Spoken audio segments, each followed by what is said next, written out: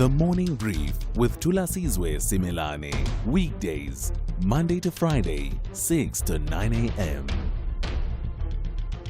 The Morning Brief with Thulasizwe Simelane. Weekdays, Monday to Friday, 6 to 9 a.m. 7 minutes after 6. It's coming up to almost 8 minutes after 6.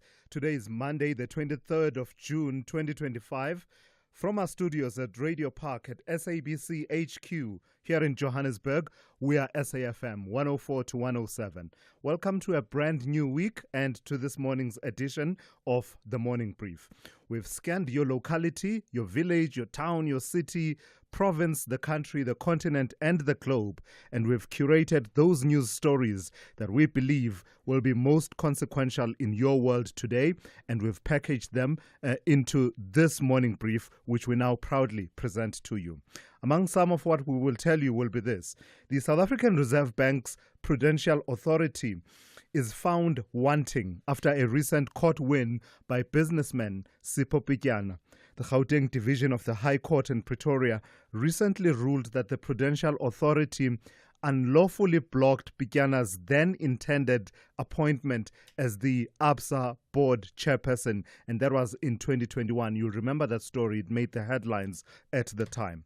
The court has slammed the PA for adopting an informal approach to raise its concerns about Pityana's then imminent appointment, instead of following the procedures that are set out in the Banks Act. Basically, it would appear that at least from the judgment, that instead of following the processes of raising an objection that are outlined in the Banks Act, it ended up being, the objections at the time, of course, they had to do with sexual harassment allegations that Mr. Pityana had faced at Anglo Gold Ashanti, and affording him an opportunity to be heard on those. It would seem from the judgment that it ended up being a case of someone at the Prudential Authority knowing someone at ABSA and therefore calling them up and having a discussion, and in that process scampering what was the intended appointment of Sipho Pityana as the ABSA chairperson at the time, without affording him a hearing.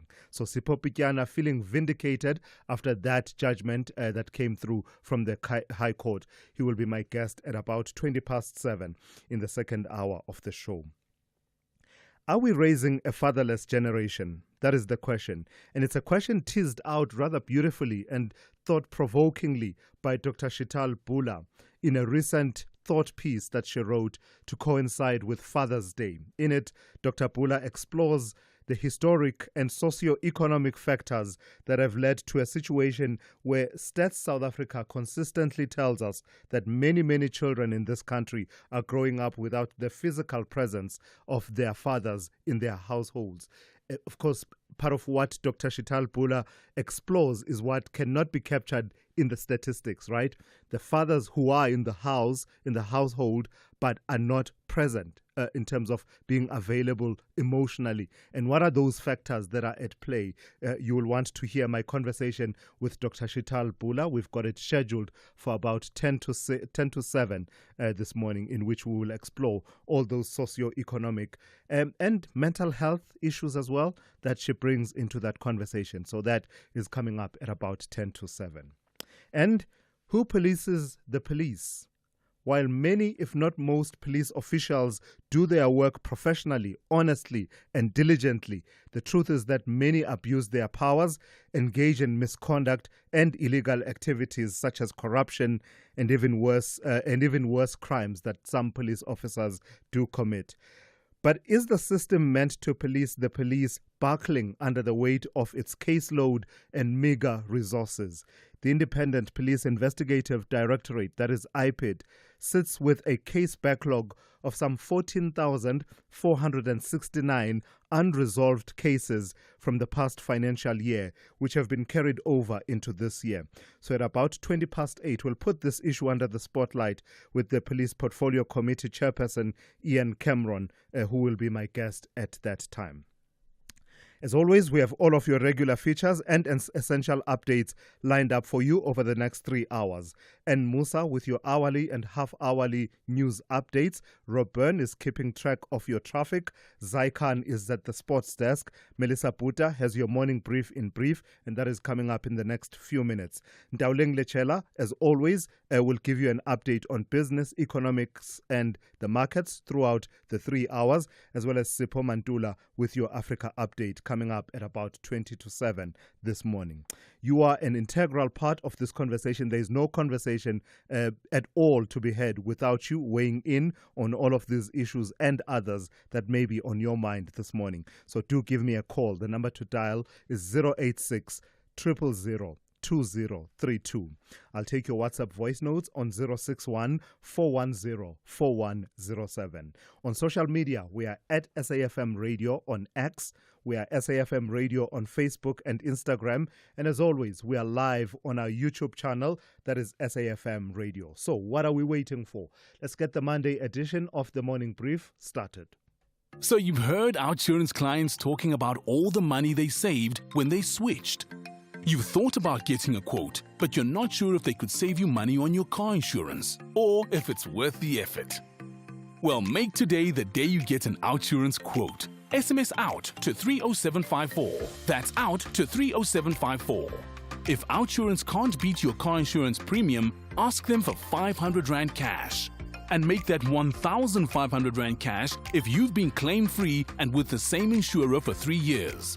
Monthly savings on your car insurance or cash in your pocket. Either way, you're a winner, like Thulani. Fast, helpful, efficient, everything was so smooth. I saved 530 bucks. Make today the day you switch and save. SMS OUT to 30754. That's OUT to 30754. With OUTsurance, you always get something out. A licensed insurer and FSP. T's and C's online. Hey there! Need to know your TV license balance but don't want to wait? No sweat! Just send a quick SMS with your ID or TV license number to 44210. Remember, standard SMS rates apply. And presto, your balance pops right up anytime, anywhere. It's as easy as pie. So why procrastinate? Give it a try and get your info in a flash. T's and C's apply. Got a Standard Bank business account and self-service banking? You could win up to 5,000 Rand cash every day next week in the Standard Bank self-service quiz. SMS Standard Bank self-service to 45787 for a chance to be selected. Answer 2 easy questions about Standard Bank self-service banking to be a winner. Tune in every day next week on the Midday Link-Up to see if it's you. Standard Bank. It can be. Standard Bank is an authorized FSP and registered credit provider. T's and C's apply.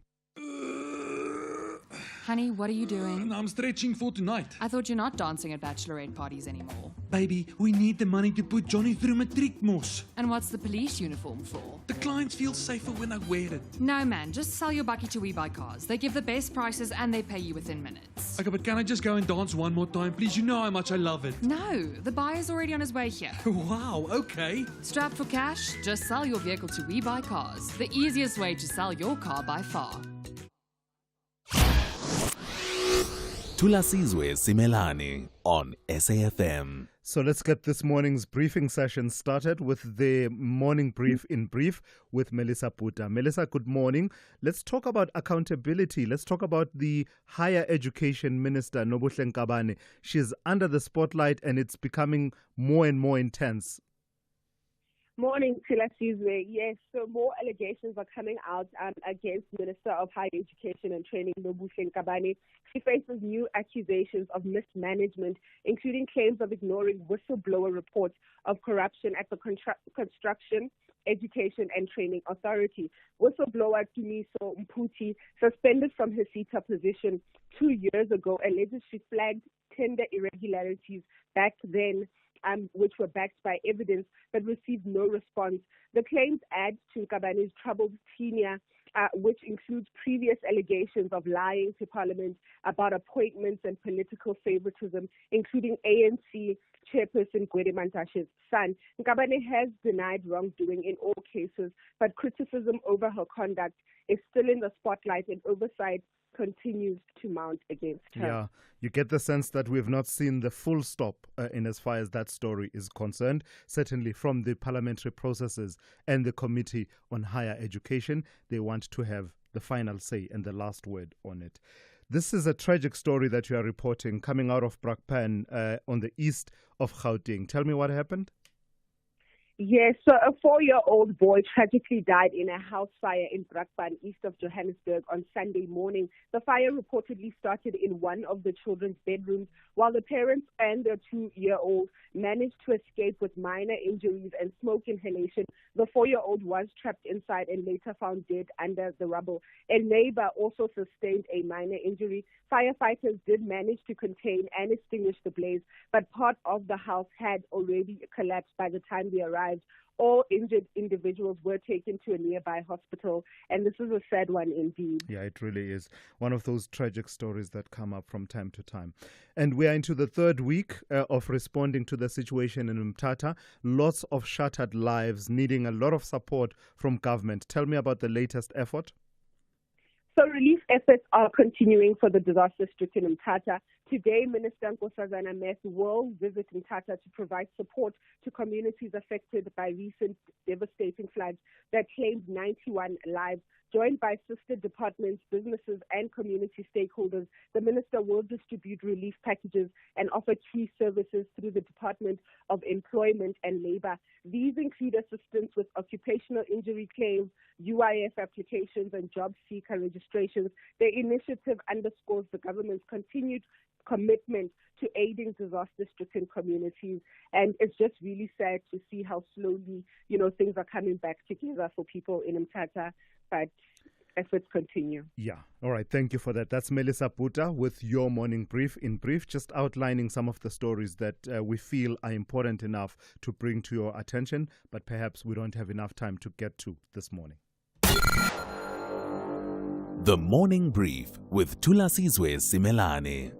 On the weather front, there are 2 warnings that have come through from the South African Weather Service. The first one is a yellow level 2 warning. It is for damaging waves resulting in difficulty in navigation, with small vessels at risk of taking on water and capsizing within locality, and localized disruption to ports and or harbors, and that is expected between Plettenberg Bay and East London. Then there's a yellow level 1 warning. It says damaging winds resulting in small vessels having difficulty in navigation, taking on water and dragging anchor. That is also expected between Plettenberg Bay and Port Alfred.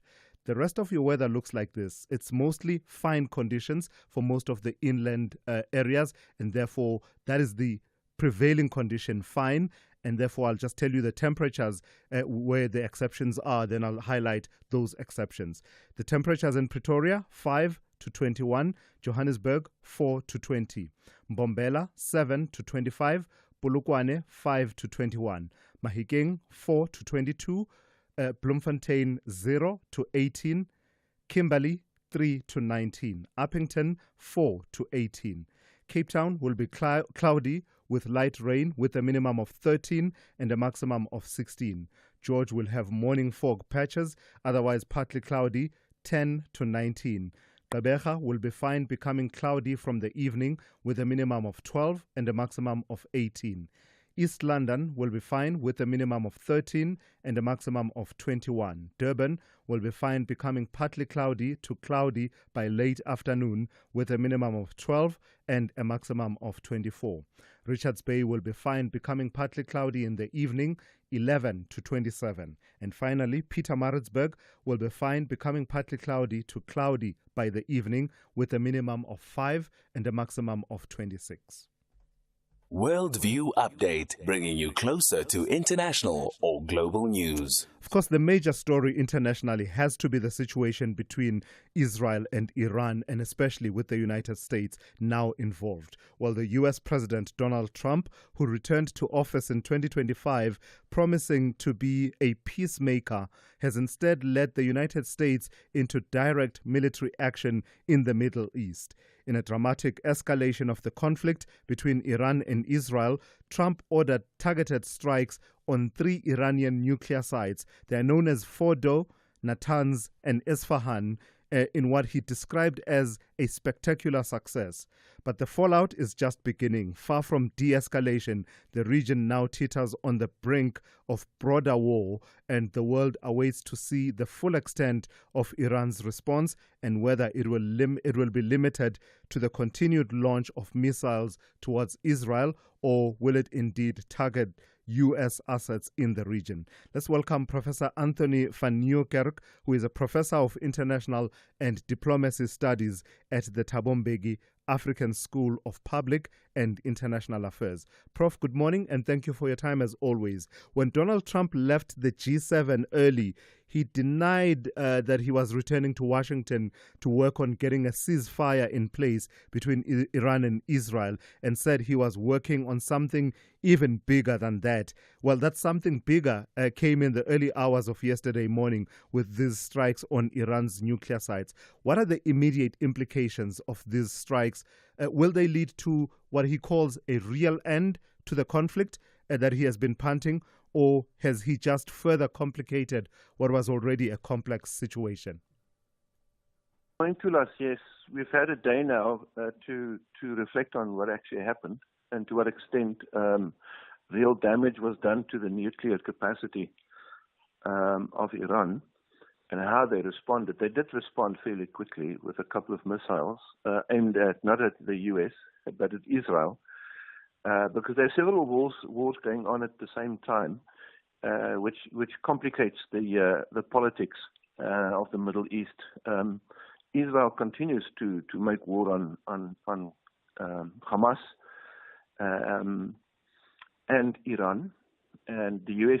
has entered the fray by, as Donald Trump says, precision strikes on the nuclear facilities.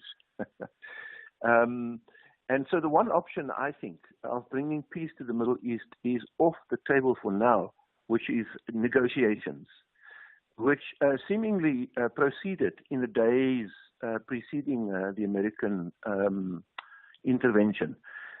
In fact, there was a glimmer of hope when we heard that the foreign ministers of some European countries met the Iran foreign minister. Yeah. And I was wondering what they were really discussing. But the Europeans quickly returned to their capitals to say that they told the Iranese that no nuclear bomb, no nuclear facility, no nuclear capability will be allowed. So I thought it was maybe not a negotiation or an exploration of options, but an ultimatum, which gives me the impression that the American attack was carefully planned. And in fact, I think the Iranese might have known about this because they evacuated their staff from the 3 nuclear sites. As far as we know, very few people, if any, died. And in fact, Thulas, I must say that it's not clear to me, at least, whether those nuclear facilities were not completely, destroyed, as Trump claims. He makes big claims often. We're waiting for verification, and let me put it like that. And so the second option is a retaliation by Iran on the U.S. or on Israel, because probably in the Iranese eyes, there's no difference between the big and the small Satan, which is Israel and America. But I think they're holding back. I've not seen any of these big launches happening overnight. And it might be that they have limited capacity, that their ability has been reduced. You lead me to my next question. Is it a matter of holding back somewhat, or is it a matter of objectively now Iran having lesser and lesser capacity? The number of attacks that have occurred in recent months. Remember Israel and the attacks on some of the leadership, then the nuclear scientists, military leadership over a period of time. All of that happening while at the same time battles were happening, and the weakening of Iran's proxies, Hezbollah and the likes, were also ongoing. And now the airspace and the missile capacity. Is it a case of an Iran that now doesn't really have the kind of capacity to respond as would have been expected? It's a strong possibility, because remember the Netanyahu approach to his regional foreign and military policy is to eliminate leadership of the perceived enemies. So Hamas, Hezbollah, the Houthis and so on. He would, target and assassinate, take out, destroy leaders. And the case of Iran, we know that several of their military leaders were taken out, not the Ayatollah. And of course, Trump said in a strange tone of voice that he is safe for. Where we know where he is, we can take him out, but he's safe for now. It's a very strange kind of comment to make, showing complete disrespect for Iran. But I think the point is that perhaps Iran has reduced capacity, but there's another possibility, Thulas, which I have to put on the table, and that is the possibility that Iran and its allies are now preparing for a guerrilla-type warfare of attrition over a period of time. For example, as we know, the Strait of Hormuz, which is a narrow choke point for ships carrying oil, might be the next target. And in fact, Iran has said its parliament has voted to put a blockade. Now, that's the kind of tactic that we might see in the future: irregular warfare, no direct attack, but degrading American and Israeli, or American and their allies, their assets in the region. All right. So this kind of soft attack, soft underbelly, wherever you find American soldiers, might become a thing of the future. All right, Prof. Let's leave it there for this morning. Thank you for your time. That's Professor Anthony van Nieuwkerk, who is a Professor of International and Diplomacy Studies at the Thabo Mbeki African School of Public and International Affairs. This is SAFM Sport with Zai Khan. Good morning. Let's start on a winning note. The Springbok Sevens A-team crowned champions at the Rugby Africa Sevens tournament in Mauritius, clinching a 26-12 win over Madagascar in yesterday's final. Soccer news: Mamelodi Sundowns may have lost 4-3 to Borussia Dortmund, but they left the FIFA Club World Cup with their heads held high. And they obviously had great support from a great team, and their performance against elite European opposition has sparked much talk. Now, SABC Sport can confirm that Cape Town Spurs have withdrawn their application at the High Court to set aside the arbitration award. The Urban Warriors were still fighting to retain their Motsepe Foundation championship status, having been relegated last month, but contested that several of their rivals, among them Durban City, Pretoria Callies and Kruger United, had been using ineligible players. Back to the FIFA Club World Cup, Juventus beat the Moroccan side Wydad 4-1. Themba Nkosi Lorch doing the damage as well and giving the Wydad supporters something to cheer about with his goal. The victory leaves Juventus on the brink of qualification to the knockout stages. Another match, 10-man Real Madrid beat the Mexican side Pachuca 3-1 to take a big step towards the FIFA Club World Cup knockout stages. And finally, tennis action. Carlos Alcaraz clinched his second Queen's Club title as the world number 2 warmed up for Wimbledon with a 7-5, 6-7, 6-2 win against Jiří Lehečka in yesterday's final. It's always great, getting titles, winning tournaments, but doing it here in Queens, I think it's a little bit special, for the second time, in my career. Winning here at Queens, it is a week that I didn't have the expectations at all. Honestly, I came here just to try to feel more comfortable on grass, just getting used to it, and ended up lifting the trophy. It's a special moment for me, for my team. We'll serve up more sport. That's top of the hour. I'm Zai Khan. Good morning, I'm Anne Musa. In the headlines, the Director General of the International Atomic Energy Agency has reiterated the agency's long-standing resolutions that armed attacks on nuclear facilities should never take place. 2 SANDF soldiers have been arrested for the murder of a Hawks officer who was gunned down while on duty near Hammanskraal, Pretoria in 2023. The suspects were tracked and apprehended at OR Tambo International Airport and in Centurion. And the National Correctional Services Commissioner Mahoti Tobagale says they are stepping up efforts to improve leadership and tighten controls to keep contraband out of prison facilities. I'll have details on these and other stories at 7.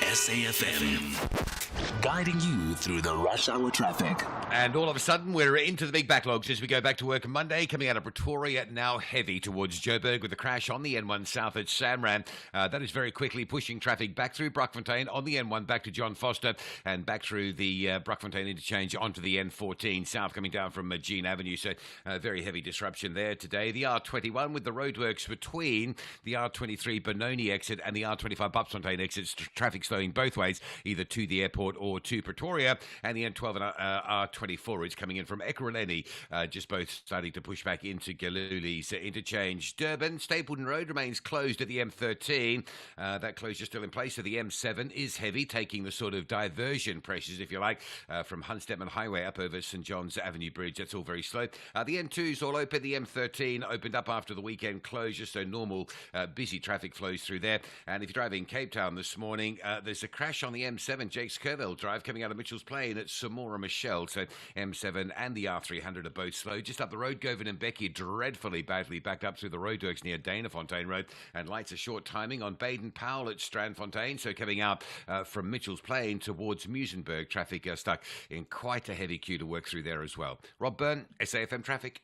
The business update on SAFM. Let's say good morning to Ndauling Lechela for the first update of the week. Ndauling, let's start with news that's related to the raging conflict between Iran and Israel. Tell me about the concerns of ship owners organization, the ship owners organization. What are they saying? So BIMCO, which is the world's largest direct membership organization for ship owners, is cautioning about heightened threats to commercial shipping in the Arabian Peninsula waters following a U.S. attack on Iran's nuclear facilities. According to the organization's Jacob Lawson, the risk from Houthi rebels in the Red Sea and Gulf of Aden has also increased. And in response to the growing tensions, some shipping companies are taking precautions. We've heard from Maersk being one of those companies that's temporarily stopped port calls to Israel's largest container port, Haifa. BIMCO added that the Strait of Hormuz, which is an important waterway for global oil trade, is especially susceptible to disruption, saying Iran might attempt to block commercial shipping through the strait using anti-ship missiles or drones. Now, the potential disruptions to shipping in the Strait of Hormuz could lead to increased global energy prices, higher shipping costs, as well as supply delays. Tell me about Toyota and their plans to increase prices in the United States. Does this have anything to do with the recent developments around trade wars and the likes? Well, it says it doesn't, but many are assuming that it does, Thulas. The Japanese automaker moving ahead with a price hike, saying it will raise prices for certain vehicles sold in the U.S. starting next month. And now the average price increase will be about $270, although this decision follows the implementation of a 25% tariff on imported vehicles and auto parts by U.S. President Donald Trump. Toyota's spokesperson, as mentioned, Nobu Sanugu, stated that the tariff did not directly influence the price hike. Now, Sunaga explained that the price increase is part of the company's regular review of prices, which aims to adjust to market conditions and other factors.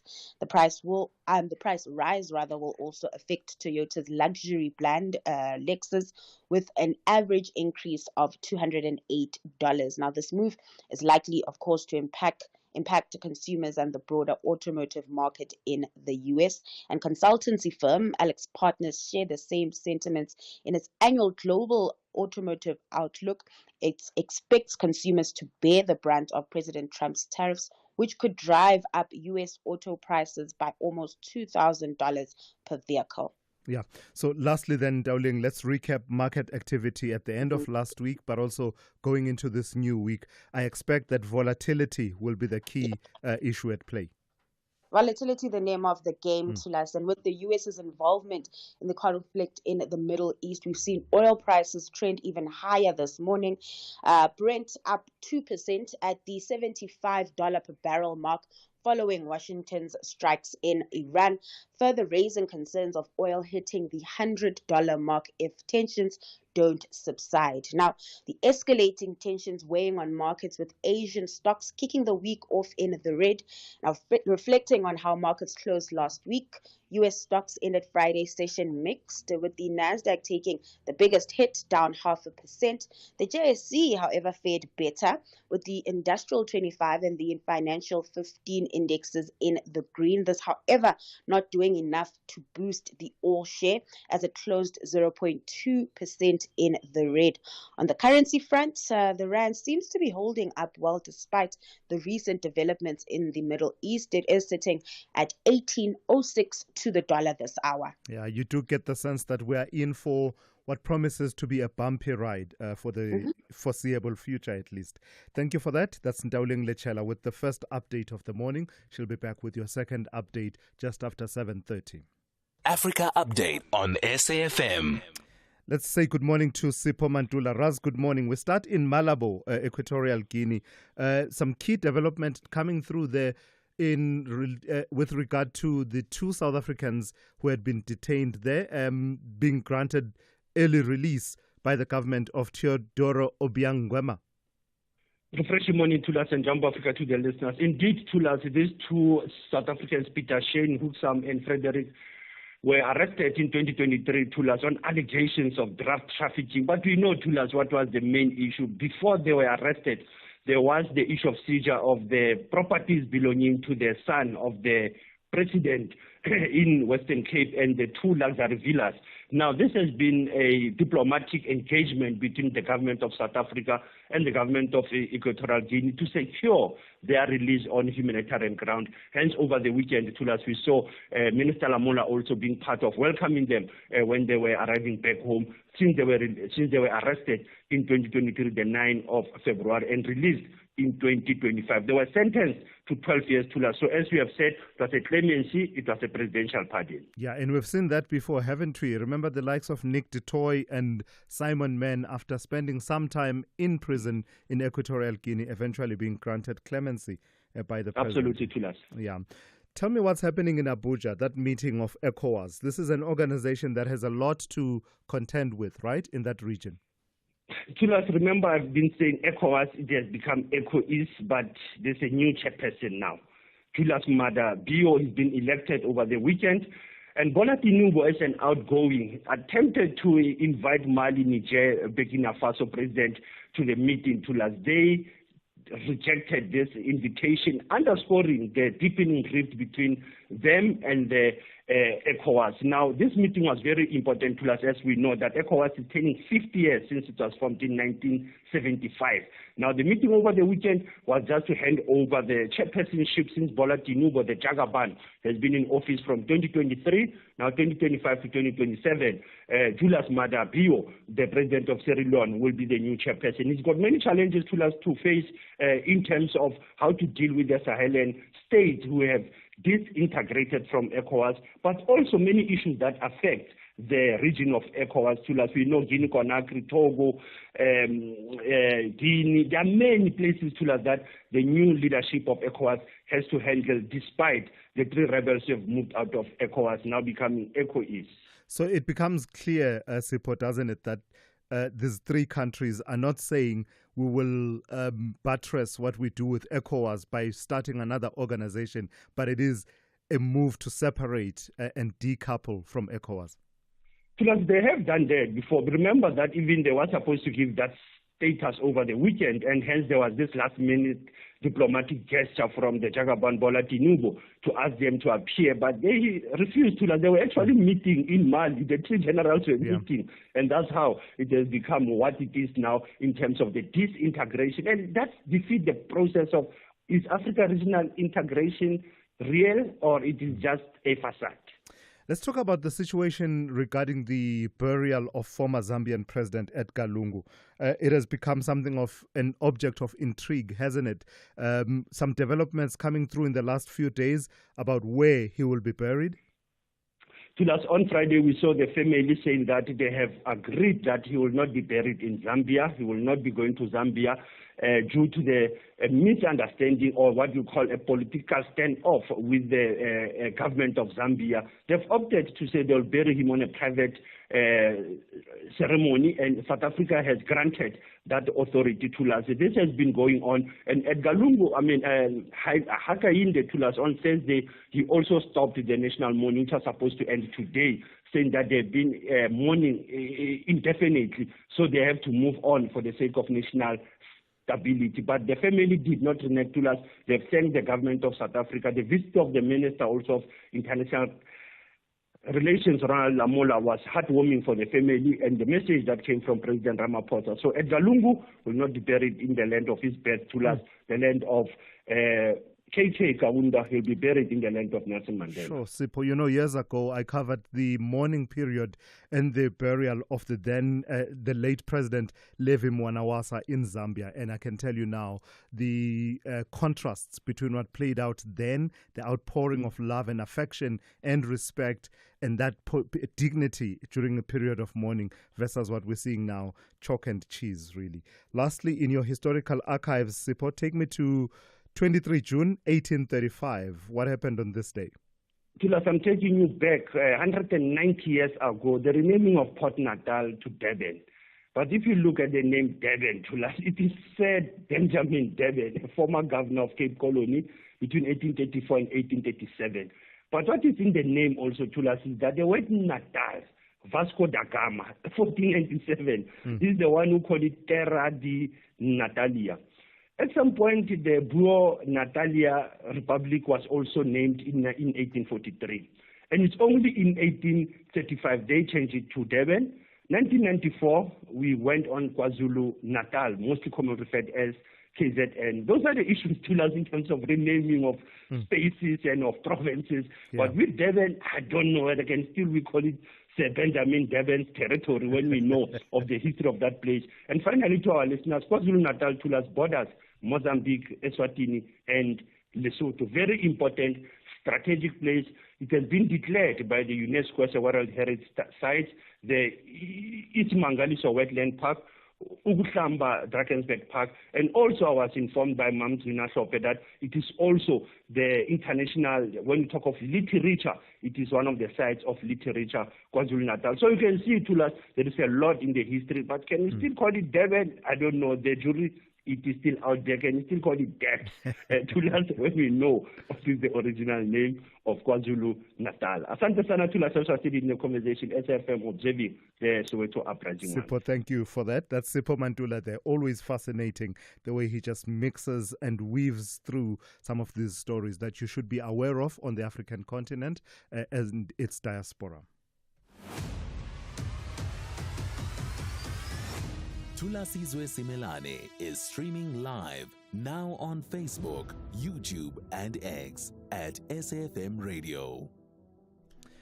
So in the next few minutes, we'll be in conversation with Dr. Shital Pula, and I teased that out at the start of the show about what was written about what Dr. Shital Pula has written about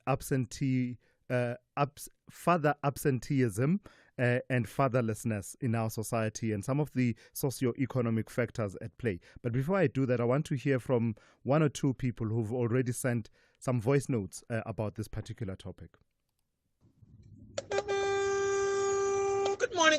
Dr. Thulas Weather Tracker here in Limpopo, coming from Eastern Cape. Dr. Thulas, as much as we want to be there for our children, I always hear these researchers saying we are raising fatherless children.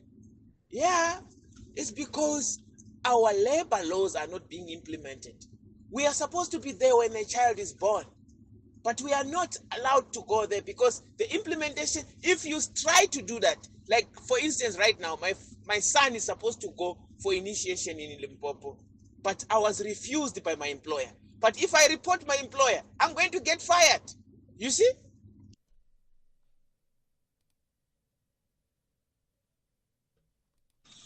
Good morning, Thulasizwe. This is Veli Mjuli Mtiane of Richards Bay. I'm a tracker. You know, Thulasizwe, this topic of us being physically absent to our kids, it pains me a lot. My 5 years, I always speak to him over the phone on day to day. He's crying, Daddy, when are you coming home? I miss you. But I can't just come home because I must put bread on the table. This thing was designed by apartheid, and this democracy of ours is doing us no good. Nobody cares about our lives. I thank you. All right, thank you for those two. And I think they really are the appropriate way to set up the conversation. And I'm hoping that Dr. Shital Pula was able to hear those two voice notes because they speak directly to the heart of the issue that Dr. Pula was raising. As South Africans recently marked Father's Day through heartfelt messages, family gatherings, retail promotions, and gift giving, the occasion also served as a reminder of the complex realities surrounding fatherhood in the country. While some families celebrated the day with joy and unity, many others were reminded of the absence, physical or emotional, of fathers in their lives. A thought-provoking reflection, as I said, on the phenomenon of father absenteeism and its socio-economic roots appeared on the Independent online a few days ago, and its author is my next guest, Dr. Shital Pula, who is a national columnist for Independent Media. Good morning to you, and thank you for your time. I don't know if you heard the two voice notes that I played that came from two fathers who are truck drivers by profession and talking about the difficulty of being there for their children, but at the same time needing to earn a living for the family. That strikes at the heart of some of the socio-economic factors that you outlined in your piece, doesn't it? Absolutely. And good morning. Thank you for having me. I think, there's a lot that's going on in our economic context, and people fail to understand and realize these are the realities for the majority of South Africans. Unfortunately, also, we can't rule out the gender disparities, the inequities that we are still currently faced with. Women today in this country are still earning less than men. What does this mean for the family? It means that it puts additional pressure on the male or the only breadwinner. And so sometimes it's not out of choice that families have to experience father absenteeism, but it's out of a need to survive and survival mode. And you look at now, it's becoming an issue across all classes. If you go back, initially, if you look at the way we were structured as a society during the colonial era, with unskilled labor, domestic workers were basically lived in on premises with families of upper classes, for instance, and then they would go home, and they would go home to their families over the weekends. That, of course, is absentee motherhood. What happened in the rural South Africa? Communities, grandparents, extended families, neighborhoods raised their children Monday to Friday. The same way, the men were then, of course, deployed to work on mines, railways, and so have you, and outside of rural areas, of course. And that is, of course, when South Africa experienced a whole range of urbanization. But, what is sad is that post-democracy, we are still struggling with the same lifestyle issues, where the man has to be away because, unfortunately, now we are facing increasing poverty, high inflation rates of basic necessities, the cost of education. You find today as well, even government schools are not doing what they're supposed to be doing. Parents are forced to actually step in now and actually put their hands in their pocket and go and spend on tuition and so forth. Yeah. So these are multiple circumstances at play. Of course, women are not earning the same as men. Yeah. So naturally as well, men are forced to look outside of the home for employment. And if you look as well as the middle class sector, you've got qualified academic South Africans that are now working in the UAE, for instance. Yeah. So and they're coming home every so often, every few months. The changing dynamics of, the migrant labor system. Dr. Pula, please hold on a second. Let me play a voice note for you, and so that you can perhaps talk to it, because I think it talks to some of the factors that you raise in your piece. Good morning, Thulas. Takarani here. Happy Monday. Thulas, my understanding of an absent father is a father who does not participate in the upbringing of their child. So the two fathers, the truckers, they are not absent fathers. They are absent because they are not there, they've gone to work, but in the lives of their children, they are not absent. So we need to differentiate between the two. If you are working, you are working. You have to put bread on the table, like the other guy said. So it is what it is. Life demands us to work. Dr. Pula, just those, I think what Takarani is talking to there are the factors that can be captured by Stats SA, the physical absence, which you talk to in your piece. But I think what Takarani is also talking to is what cannot be measured by the statistics. The fathers who simply cannot be there physically, but actually are participating one way or another in the upbringing of their children. Look, absolutely, but I also believe at a young age, kids need presence. For example, for the trucker from Richards Bay, Monday to Friday, if he's on the road, hypothetically speaking, or supposedly, what substitutes the fact that he's not there at a child's school concert, or to see the child participate in the choir, for instance, or to miss a sports game, for instance? So we can differentiate in terms of the varied types of father absenteeism. And at the same token as well, I think technology has also enabled parents to work away from their families. I mean, I know, for example, fathers that are sitting in another country out of employment reasons, and they would video call their kids, every day, for instance. And this is a facility that many South Africans didn't have access to 30 years ago or prior to democracy. So, yes, I think society is constantly evolving. I also think as well, to a degree, we can differentiate to the varied types of father absenteeism. But what is the fundamental component is that the traditional way of life in terms of the way child rearing has become because of socioeconomic pressures has been modified. It's not what it used to be. And also, as much as you can say, okay, they are involved, there's telephone, there's video call. The reality of the situation is that when your child is crying, you are not physically in the home. All right. Let's leave it there for this morning. Thank you for your time. Dr. Shital Pula is a national columnist for independent media. SAFM, guiding you through the rush hour traffic. It's heavy on the run from Pretoria down to Joburg now via Midrand. There was an earlier crash on the N1 at Samran. That's being cleared, but there's now a breakdown behind that in the queue around Old Joburg Road. So it's very heavy coming from John Foster on the N1 all the way down past the obstruction down towards about sort of Olifantsfontein. Joburg's highways are busy now. The breakdown on the N3 north after Limborough Parks and Marlborough Drive. Coming up from Edenvale, it's heavy. There's a breakdown at Galuli, so N12 and R24 routes in from the east are jamming up, and the roadworks on the R21 are biting early this morning. Both ways, delays to the airport, delays to Pretoria on that section that's being worked on between the Bobsfontein Road and the Benoni exit. So just sort of south of Tembisa, between Tembisa and Kempton Park, if you like. That's where it's all slow. No lights again. Winnie Mandela and Leslie, if you're coming out of Four Ways, those lights down this morning and traffic already backlogging quite heavily. Durban, the N2, M13, all opened after the weekend closures. Traffic flow is busy, but that's normal for this time of morning. The Kwamashu Highway coming from Kwamashu down through Duffs Road towards the N2, that is quite heavy. And there's a crash on the N2 northbound near the old airport. So a really big, heavy backlog leaving Amanza Mtoti up through Isipingo and Prospecton this morning. That crash in just before you get to the M4 highway. That N2 really under pressure. Cape Town, Baden-Powell Drive, traffic lights still short timing at Strandfontein Road.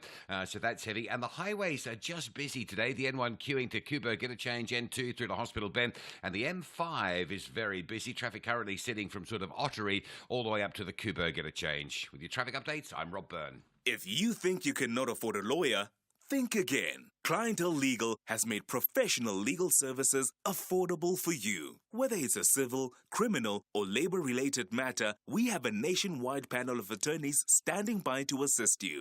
SMS SAFM to 32195. That's SAFM to 32195 and we'll call you back. Clientele General is a licensed non-life insurer and an authorized FSP. Standard rates and terms and conditions apply. What if you open up more? Open up to learning and experiencing more of Mzansi and abroad? What if you open up culture and explore the extraordinary from music to drama and the latest fashion? What if you open up your wild side, discover a world of skyscraping cities and brown sugar beaches? What if you open up your kitchen and immerse yourself in cuisines from all corners of the world? What if you open up your voice with all eyes on you without being seen? What if you open up your morning to lekker conversations and world-class entertainment? What if you open up more?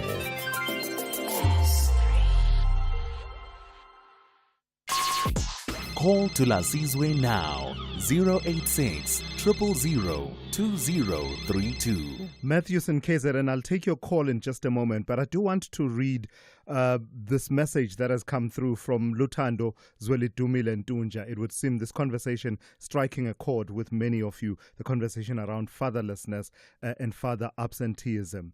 And Lutando says, the return of the displaced father, that's the title. It says, a public reflection on time, incarceration, and the possibility of healing. So this is someone who is a parolee. I will not read all of your message, Lutando, because it's quite lengthy, but I'll start with the part where you talk about, you're saying, I was 22 years old when time stood still, not in the poetic sense, not because of love or revolution, but because the system stopped my life and locked it behind steel, concrete, and silence. I watched seasons change through bars.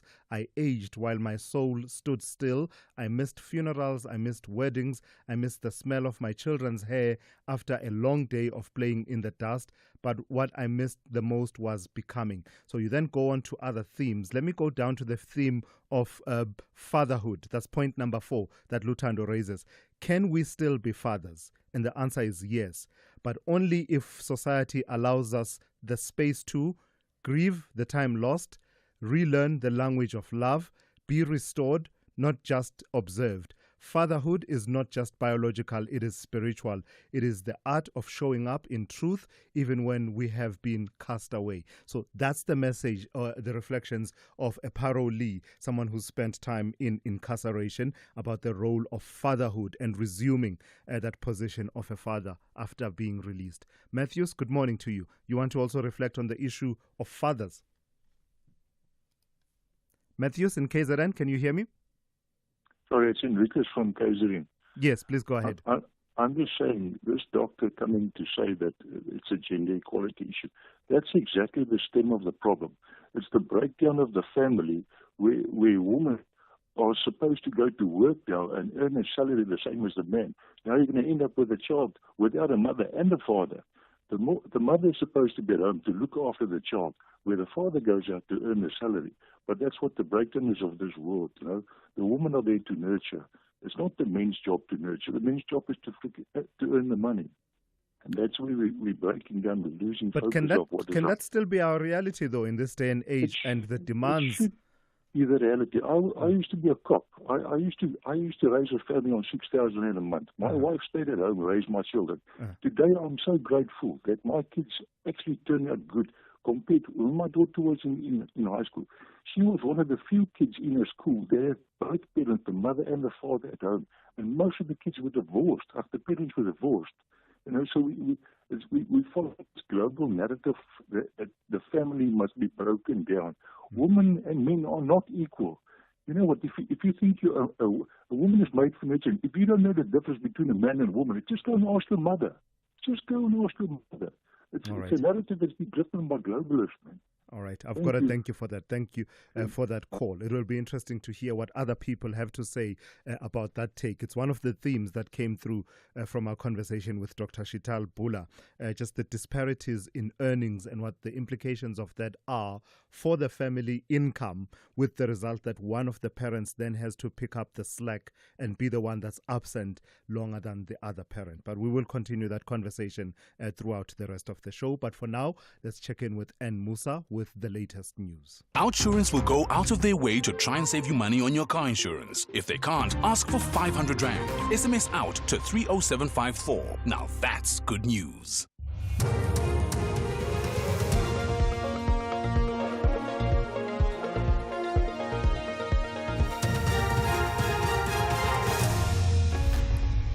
In our top stories, warnings: Israel-Iran conflict threatens nuclear facilities, and 2 SANDF officials arrested for murder and kidnapping. Good morning. The Director General of the International Atomic Energy Agency has reiterated the agency's long-standing resolutions that armed attacks on nuclear facilities should never take place. Rafael Grossi was addressing the UN Security Council's emergency session after the United States strikes against Iranian nuclear facilities over the weekend. That armed attacks on nuclear facilities should never take place and could result in radioactive releases with grave consequences within and beyond the boundaries of the state, which has been attacked. I therefore again call on maximum restraint. Military escalation threatens lives and delays a diplomatic solution for the long-term assurance that Iran does not acquire a nuclear weapon. Meanwhile, President Cyril Ramaphosa has called on all involved in the conflict to pursue efforts of dialogue to end the war. Presidential spokesperson Vincent Magwenya says Pretoria will support peace talks initiatives. It was South Africa's sincerest hope that President Donald Trump will use his influence and that of the U.S. government to prevail on the parties to pursue a dialogue path in resolving their issues of dispute. South Africa calls on the United States, Israel and Iran to give the United Nations the opportunity and space to lead on the peaceful resolution of matters of dispute, including the inspection and verification of Iran's status of uranium enrichment, as well as its broader nuclear capacity. 2 SANDF soldiers have been arrested for the murder of a Hawks officer who was gunned down while on duty near Hammanskraal, Pretoria in 2023. The suspects were tracked and apprehended at OR Tambo International Airport and in Centurion. Hawks spokesperson Christopher Singo says the suspects are expected to appear at the Randburg Magistrates Court today on charges of murder and kidnapping. The arrests are linked to the murder of Lieutenant Colonel Franz Matipa, who was fatally shot while driving on the N1 highway near Hammanskraal on 6 August 2023. Following the shooting, his vehicle lost control and fell into a ditch. During the operation, police also seized a vehicle belonging to the 36-year-old suspect. The vehicle is alleged to have been used in the kidnapping of 2 male foreign nationals at a mall in Midrand on 29 December 2022. It has since been impounded for further forensic investigation. The National Correctional Services Commissioner Mahoti Tobagale says they are stepping up efforts to improve leadership and tighten controls to keep contraband out of prison facilities. He was speaking to the media during a raid at OD Correctional Services Centre in Mabopane in Pretoria last night. Contraband, including dagga and cell phones, were recovered during the search operation. Tobagale says prison officers found to be colluding with inmates in smuggling contraband into correctional facilities will face the consequences. Well, there are officials that are going through disciplinary processes. Even here, there are 2 officials that have been suspended. I mean, that's the work that management has been doing. But we have identified that we need to come in and strengthen their hand in dealing with contrabands and in ensuring that the centre, is free from illegal substances and objects. And finally, the NPA in the Western Cape says it's awaiting a decision from Judge Nathan Erasmus for a date to hear leave to appeal application in the Jocelyn Smith human trafficking and kidnapping case. The lawyers for Kelly Smith and a co-accused Vino van Ryn and Jacqueline Apollos filed notices for leave to appeal in the High Court in Cape Town. The trio was sentenced to life on human trafficking charges and 10 years for kidnapping on the 29th of May. 6-year-old Jocelyn disappeared from the Middle Post informal settlement in Saldanha Bay in February last year. NPA spokesperson Eric Ntabazalila says they are also waiting for a date for the finalization of a Section 204 witness, Laurentia Lombard, to get indemnity or not. Recapping the top story, the Director General of the International Atomic Energy Agency has reiterated the agency's long-standing resolutions that armed attacks on nuclear facilities should never take place. For SAFM News, I am Anne Musa. Those were the top stories for this hour. Don't miss out on a possible car insurance saving. SMS out to 30754 for a quote. Outsurance, where you always get something out. With all the recent headlines, it's time for some good news. A 25-year-old man, Tyler, is smiling all the way to the bank. He switched to Outsurance and now saves a whopping 718 Rand a month on the insurance for his 2021 Ford Figo 1.5. Get a quote today and see how much Outsurance could save you on your car insurance. Call 08600 60,000 or visit outsurance.co.za. Licensed insurer and FSP. T's, C's and information online. It's a very good morning to you in your SFM Sports Headlines Soccer News. And it's the Banyana captain Rafilwe Jane that's going to be leading Banyana's charge to defend their Women's Africa Cup of Nations crown in Morocco. And the Blitzbox A team, their crown, the African champions. Details just before 7:30. SAFM, guiding you through the rush hour traffic.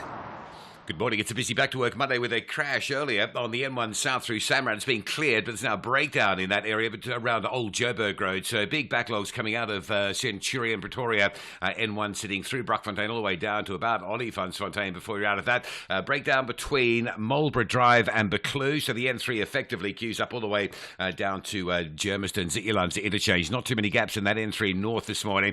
R21 packed both ways between Bupsfontein Road and the Benoni exit through the construction, whether you're to the airport or to Pretoria. It is heavy. And lights are down, Winnie Mandela and Leslie. So big backlogs coming out of four ways again today. Durban, the N2 in off the south coast is heavy. A crash N2 north near the M4 Southern Freeway split. That's pushing traffic queues back through Tweedy Hill and back down deep into Amanzamtoti territory. A busy one on the N2. Kumashu Highway from Malindela down through Duffs Road towards the N2. That's all very heavy as well. Cape Town, the M5. Just to note, that's under pressure this morning from Ottery all the way up towards the Kuburg interchange area. N2 inbound passing Khayelitsha is backed up towards the R300. And a crash on Marine Drive inbound near that river bridge, just causing some delays as you come out of Milnerton on your way through towards Pardon Island. With your traffic update, I'm Rob Byrne.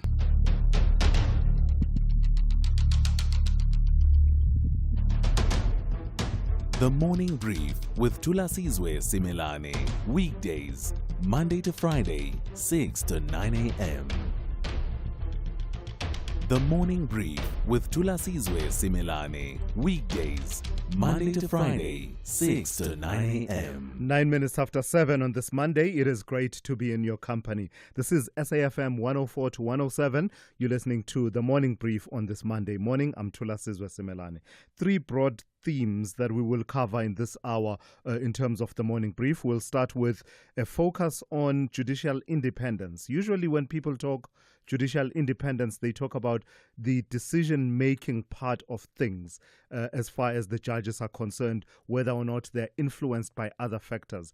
But there are certain structural issues that have come into play, including the administration and accountability element of the judiciary as an arm of government. That has been an ongoing conversation for quite some time. And on Friday, when the 30th anniversary of the Constitutional Court was being celebrated, President Cyril Ramaphosa and the Chief Justice Mandisa Maya committing to a process that will see the judiciary finally attaining its full independence as far as administration and accountability is concerned. What that means is that moving away from the current system where the Minister of Justice is ultimately responsible for the administration of justice, including the accountability for the functioning of the judiciary. So we'll have a conversation about that in the next few minutes. And then my conversation with businessman Sipho Pityana, who is feeling vindicated following that decision of the High Court in Pretoria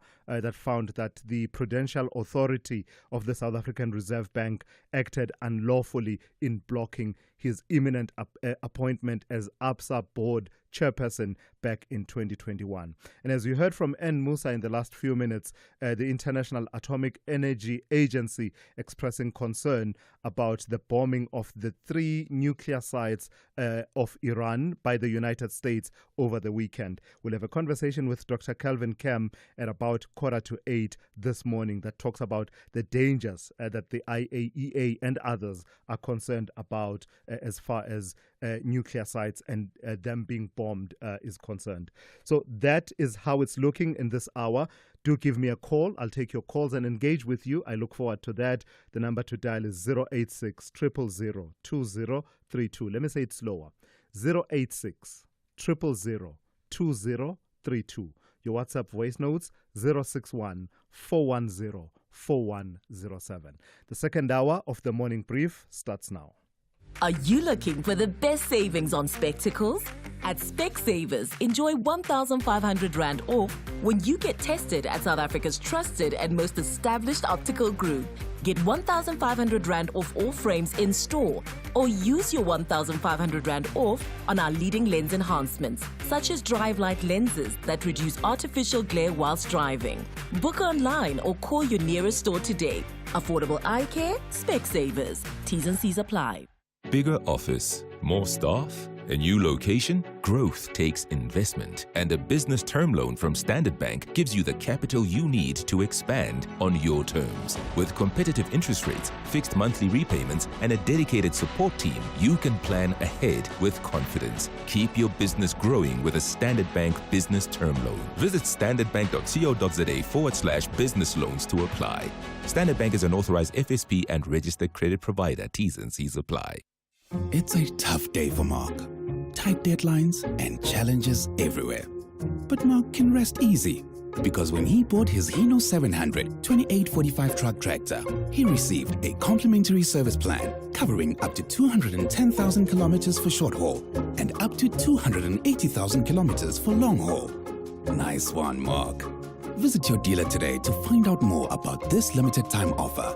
Hino, all the way. T's and C's apply. Honey, what are you doing? I'm stretching for tonight. I thought you're not dancing at bachelorette parties anymore. Baby, we need the money to put Johnny through matric mos. And what's the police uniform for? The clients feel safer when I wear it. No, man, just sell your bucky to We Buy Cars. They give the best prices and they pay you within minutes. Okay, but can I just go and dance one more time, please? You know how much I love it. No, the buyer's already on his way here. Wow, okay. Strapped for cash? Just sell your vehicle to We Buy Cars. The easiest way to sell your car by far. Across South Africa, online and on radio. SAFM, let's talk. So the structural and administrative independence of the country's judiciary has come under the spotlight as the Constitutional Court marked 30 years of its existence on Friday last week. President Cyril Ramaphosa announcing that a joint committee will develop an action plan over the next 6 weeks aimed at untethering the judiciary's administration from the executive branch and finalize its full constitution as an equal branch of government alongside the legislature and the executive. This would be a departure from the current setup where the administration and accountability for the judiciary ultimately falls on the Minister of Justice. But beyond this institutional quirk that has existed over the last 30 years, other concerns weigh on the true judicial independence and efficiency, including what many see as a brewing institutional crisis marked by an unsustainable caseload, decaying infrastructure and underfunding. Let's take that conversation forward with Mbegazeli Benjamin, Research and Advocacy Officer at Judges Matter. Good morning to you, Mbegazeli, and thank you for your time. This is not a new conversation, is it? What currently is this quirk that I mentioned about ultimate accountability for the administration of justice, and what should it look like ideally? Good morning to us and good morning to the listeners. You're quite right. This is not a new conversation. It is actually 20 years old, and for over these past 20 years, there's been starts and stops over how this conversation should go.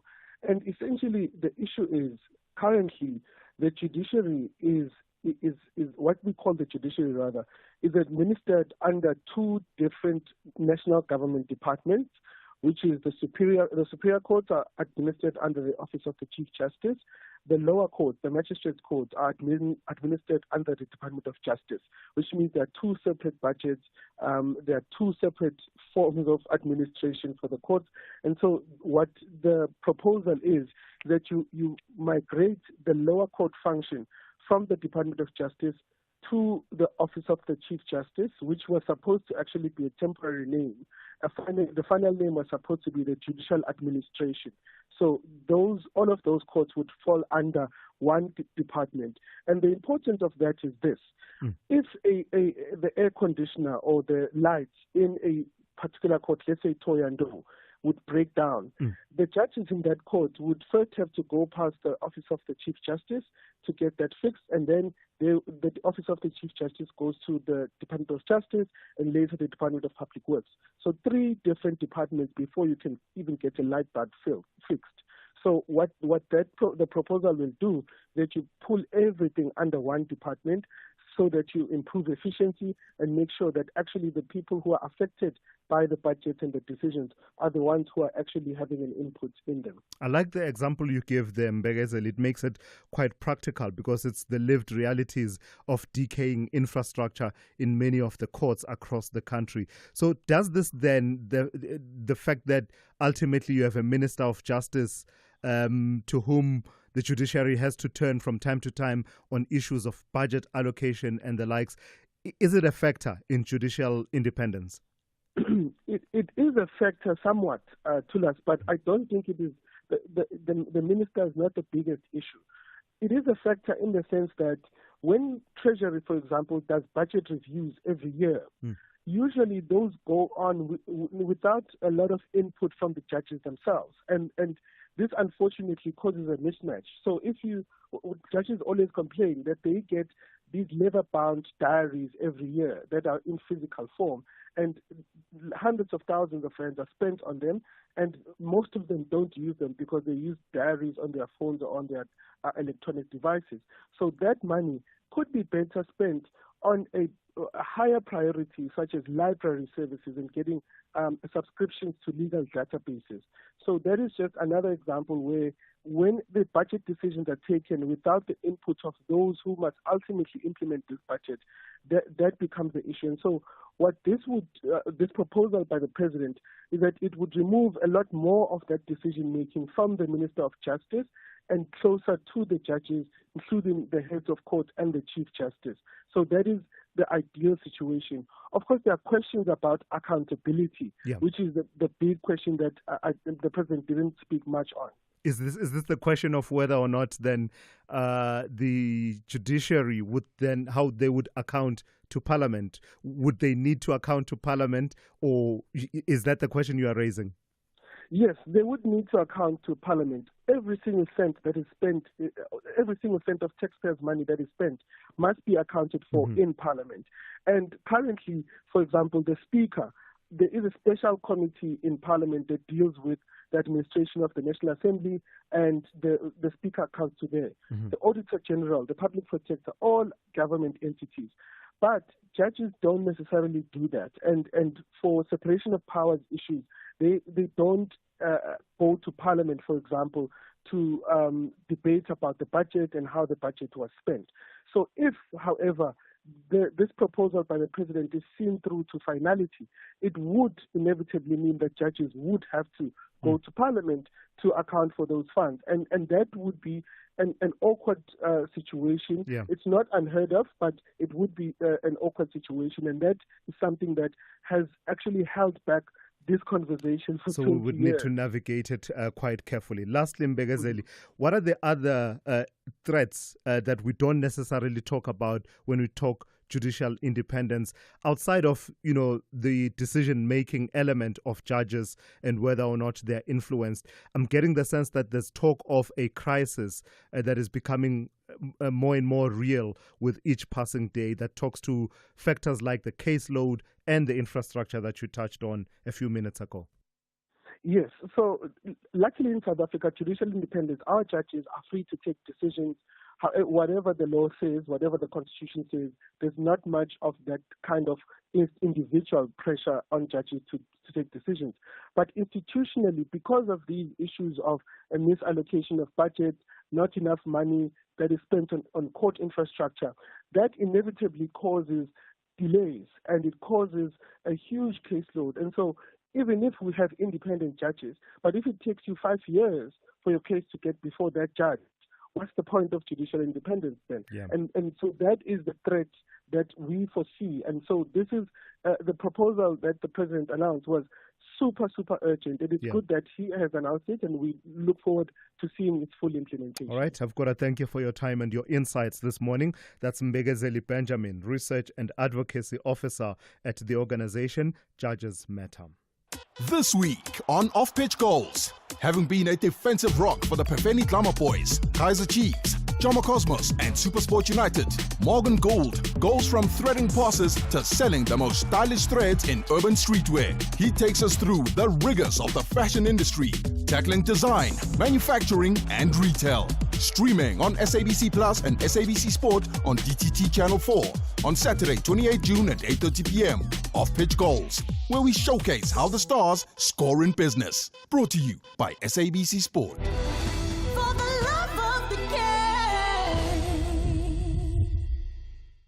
Hey, Paul, what's the rush? I'm off to SARS. I want to check if I'll be auto-assessed. No need. If you're auto-assessed, SARS will send you a notice between 7 and 20 July. So I just wait for the notice? Exactly. If you get the notice, check it. And if you agree, you're done. Disagree, file using e-filing or the SARS Mobi app. If you don't get the notice, file from 21 July. Make tax matters your priority. Go to sars.gov.za and say goodbye to queues. SARS, at your service. What if you open your night to culture? Try new things and make space for new voices, new stories, and new perspectives. Open up your Saturday night with world-class entertainment, reality TV, and drama from 6:30 to 9:30 p.m. only on S3. Open up.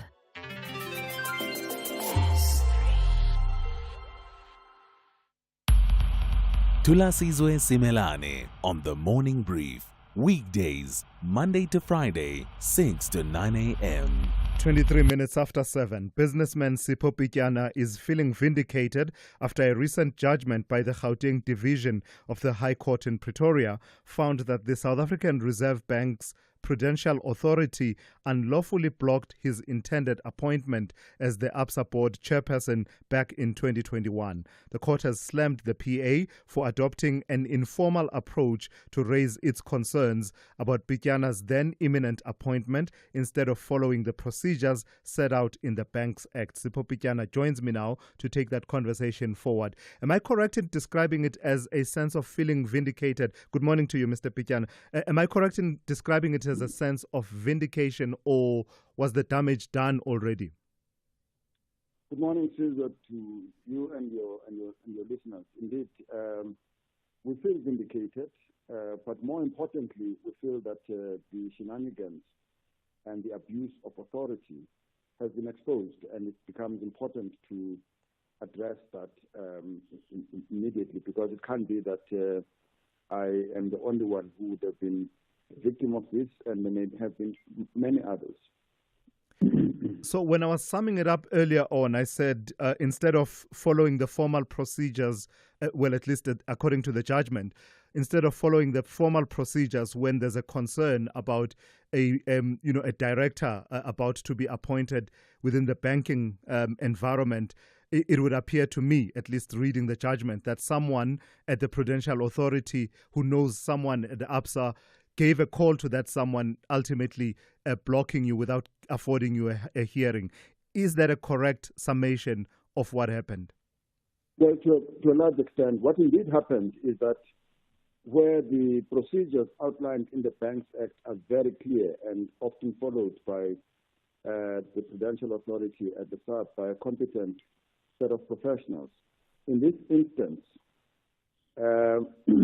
for reasons that were about manipulation of the law on the part of the former Deputy Governor, Kubel Knight, working with her friend, Maria Ramos, thought it fit that it wouldn't be appropriate to use the formal procedures, and decided to abandon those and have informal engagements and conversations, not only with ABSA, but also with Anglo Gold Ashanti, during which process discussions are held about me, and I am not talked to by the Reserve Bank. They are not seeking to establish and get clarification from me. And they come to a conclusion that as a result of whatever Maria Ramos says to them, and have voice and voice alone is what matters, and they reach a decision that I am not a fit and proper person to therefore be chairman of the ABSA board. Gross injustice, gross manipulation of the system, and indeed an egregious abuse. But this doesn't end the trail of litigation between yourself and ABSA, does it? I believe there's still a matter that's still pending.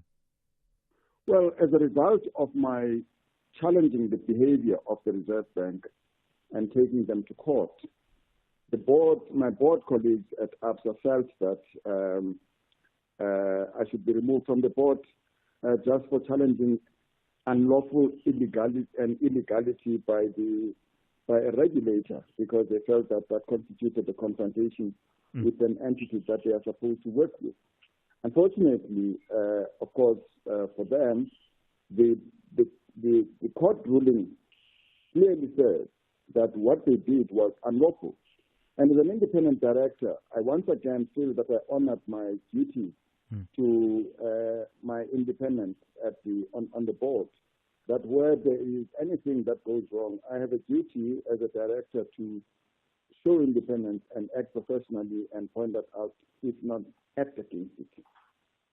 So lastly then, Mr. Pityana, to the extent that the question at the heart of the Prudential Authority questioning your fitness or propriety to serve as ABSA chairperson, to the extent that that remains an open question, what do you say about the allegations that were used to frame that question, the allegations stemming back from your time at Anglo Gold Ashanti of sexual harassment? Has that loop been closed finally, and is it a closed chapter as far as you are concerned? Well, allegations at ABSA of sexual harassment were no more than that, because arising from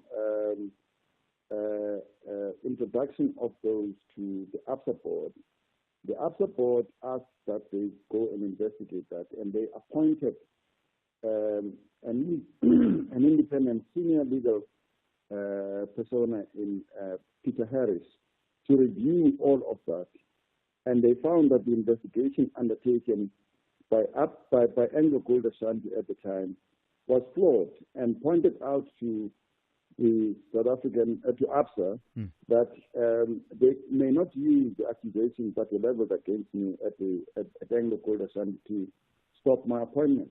Yeah. But the Reserve Bank held a different view without having undertaken any independent assessment of the issues. Right. Having seen the report of Peter Harris, they decided that it was too much of an inconvenience. They put it aside and made clear to the ABSA board that were they to nominate me as the chairman of the board, they would not support that appointment, which is a requirement before any appointment, whether as a director or any other public officer, is proceeded with. That's why the judge came to a conclusion that the Reserve Bank unlawfully blocked my appointment. All right. Mr. Sipho Pityana, I've got to thank you for your time this morning. That's Sipho Pityana. There are obviously a number of people being mentioned in his responses in this conversation, and we will reach out to those people to afford them a right of reply for them to be heard. Of course, the names, there's nothing unique in the names being mentioned, because even in the judgment itself, the names are mentioned. But it is only proper that we do reach out again to offer that right of reply. Let's do things slightly differently. Let's go to Ann Musa for a news update before we come back to you, Zai, with a sports update.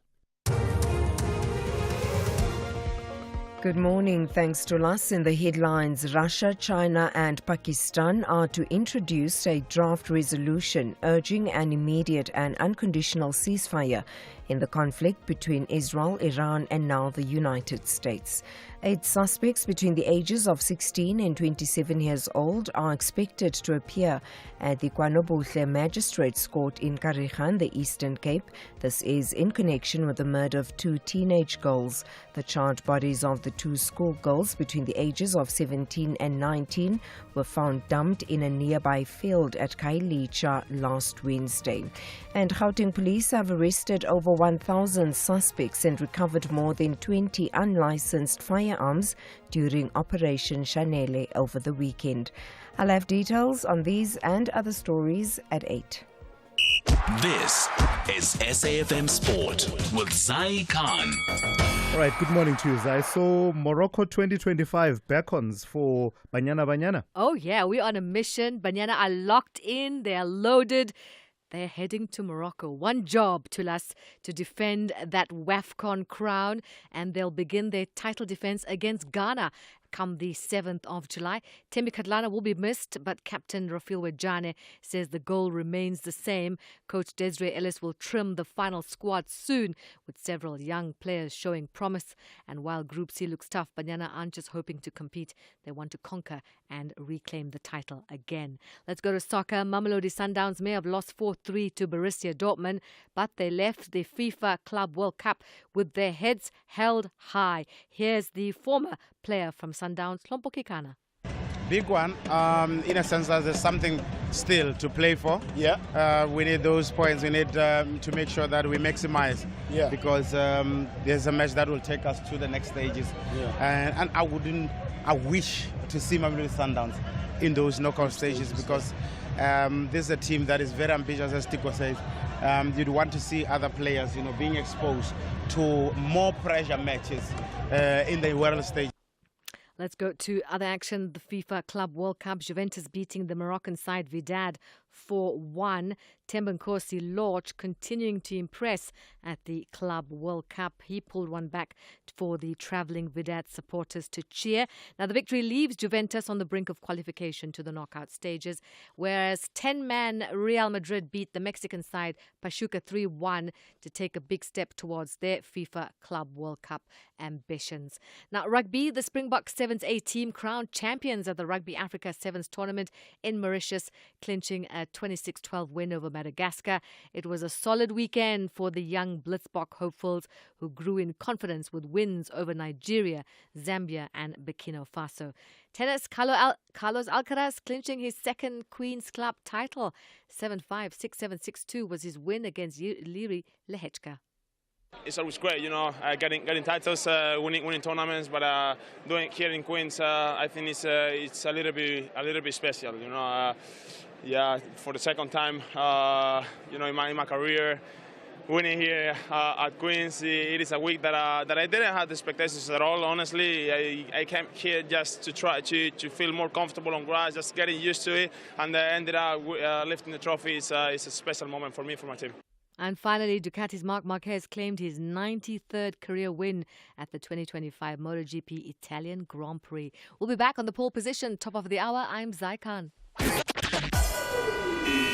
SAFM, guiding you through the rush hour traffic. It's heavy getting through the Brockfontein interchange this morning, coming out of Pretoria down through Midrand. A breakdown at Old Joburg Road is primarily the problem. So the N1 from John Foster, N14 coming into Brockfontein, and the N14 Krugersdorp Highway from the R55 up towards the N1, all very heavily backed up through there as well. The N3 extends a queue from Germiston through to the Clue. No gaps in that heaviness this morning. And the R21 jam-packed, particularly and especially if you are airport bound. It's normally an afternoon queue that you sit in, so if you do it regularly, that'll surprise you this morning how heavy that airport-bound traffic is from Tembisa through Bobsfontein Road down through the roadworks towards the Benoni exit. Northbound is slow, but it's the R21 that's vital for those flight connections, which are going to badly hold you up.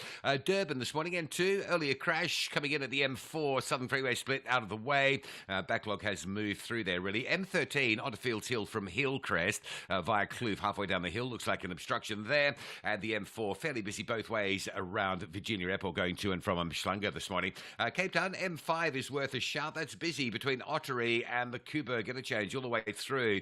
Busy Monday, that one. The N1 inbound, Kraaifontein through Brackenfell is quite slow.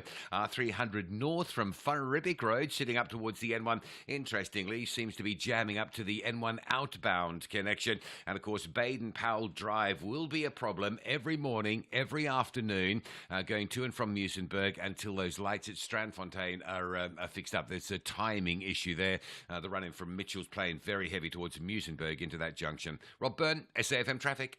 The business update on SAFM. Let's say good morning to Ndauling Lechela for another update. Ndauling, let's start in issues coming out of the tech sector. Tell me about these reports that suggest that Apple is set to acquire the AI startup Perplexity. No one is perplexed by that, are they? No, not at all. And this, of course, comes after those reports from Bloomberg saying that Apple is in the early stages of internal discussions about potentially bidding for Perplexity, an AI startup. While the talks are still in the early stages and may not necessarily lead to an offer, they highlight Apple's interest in expanding its AI capabilities. Now, Perplexity is known for its AI-powered search and conversational capabilities and has garnered attention for its approach to information retrieval and processing. Now, if Apple were to pursue an acquisition, it could potentially leverage Perplexity's expertise to boost its own AI-driven services, such as Siri, or explore new applications across its product ecosystem. In response to the reports, though, Perplexity stated that it has no knowledge of any current or future mergers and acquisitions. Apple, in the meantime, has not commented on the matter. You know, Ndauling, I promise you I'm not feigning ignorance for dramatic effect. I know Goldfields, but I have no idea who Gemfields are. Who is Gemfields now? It's all in the name. They are a Ruby. I know, I get it, but yes.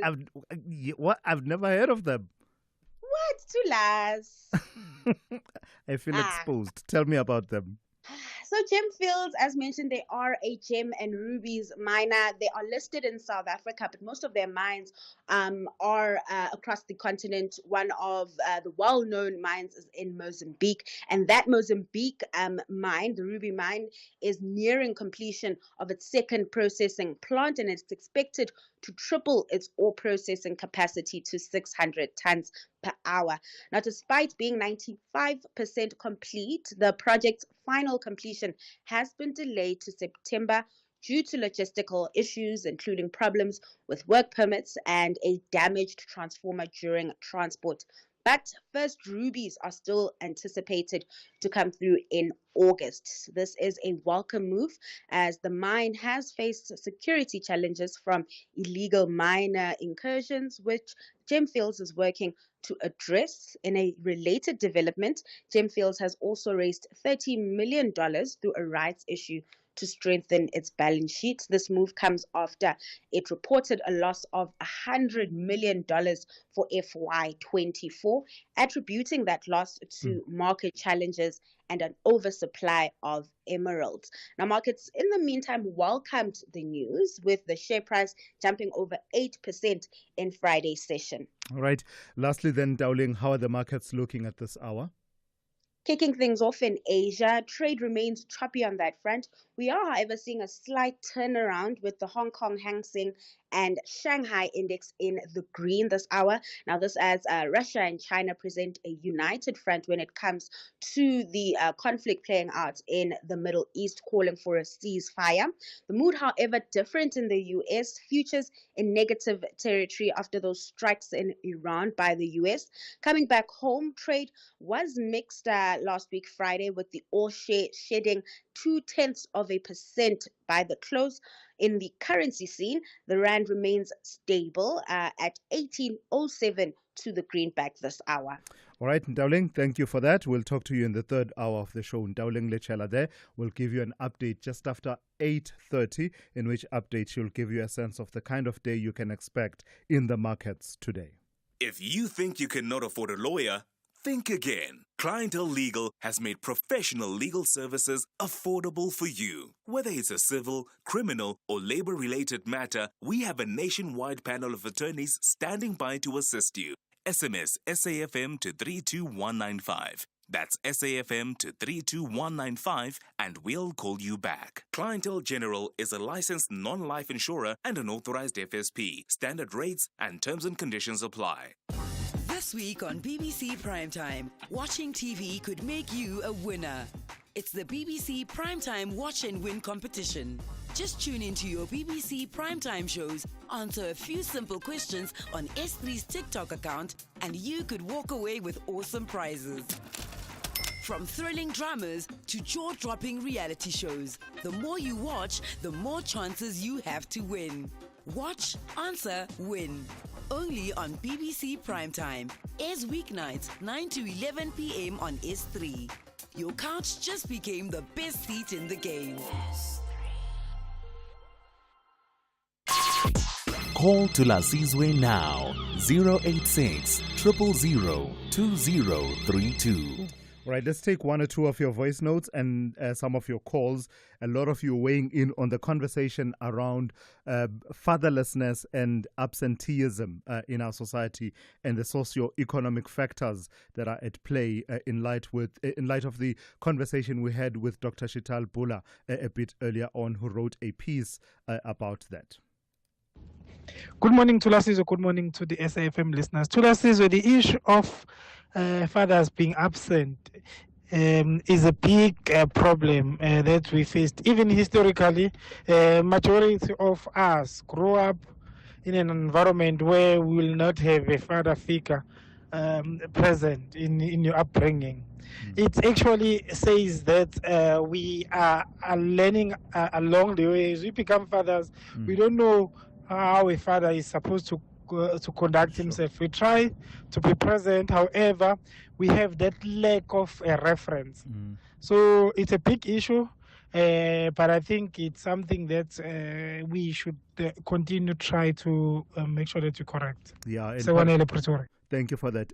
And part of it, I suppose, is these conversations, isn't it? Because this is not one of those where you can chant down Babylon walls and demand that Minister of Fatherhood does something. This is a all of society kind of situation where conversations lead to more awareness, campaigning, and, I don't know, modeling, I suppose, where possible, to just model the presence of a father fully involved and engaged at all times and consistent, because that's the other thing, consistency in the lives of these children. Good morning, Thulas and SAFM listeners. Thulas, a round of applause to those two fathers that are truckers. Yeah. They love their family. They are in those trucks to provide for their family.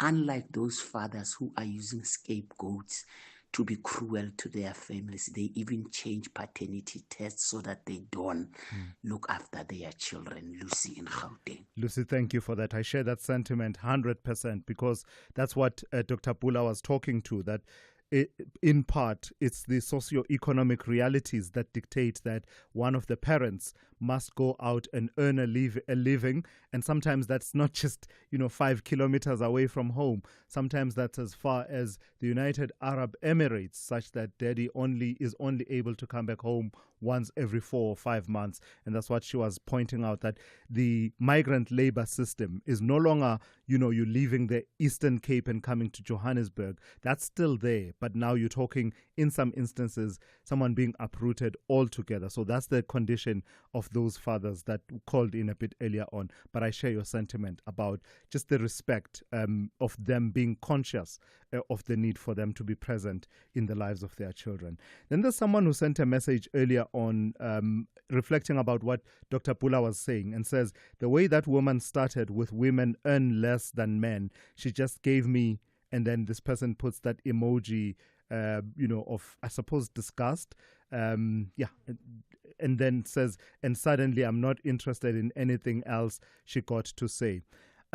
I hope I don't know if it came through, but the point Dr. Bula was making about women being paid less has to do with the statistic, the way I read it in the piece, the statistic that says only about 31.7% children in black households are growing up with a father, and that figure compares to 80% as far as white families and Indian families are concerned in this country. And what the way I understood the point in the piece that she wrote, and you should read it for yourself and engage with it, is that where the income gap is not so wide, the need for one parent to be away is sort of, in a way, ameliorated.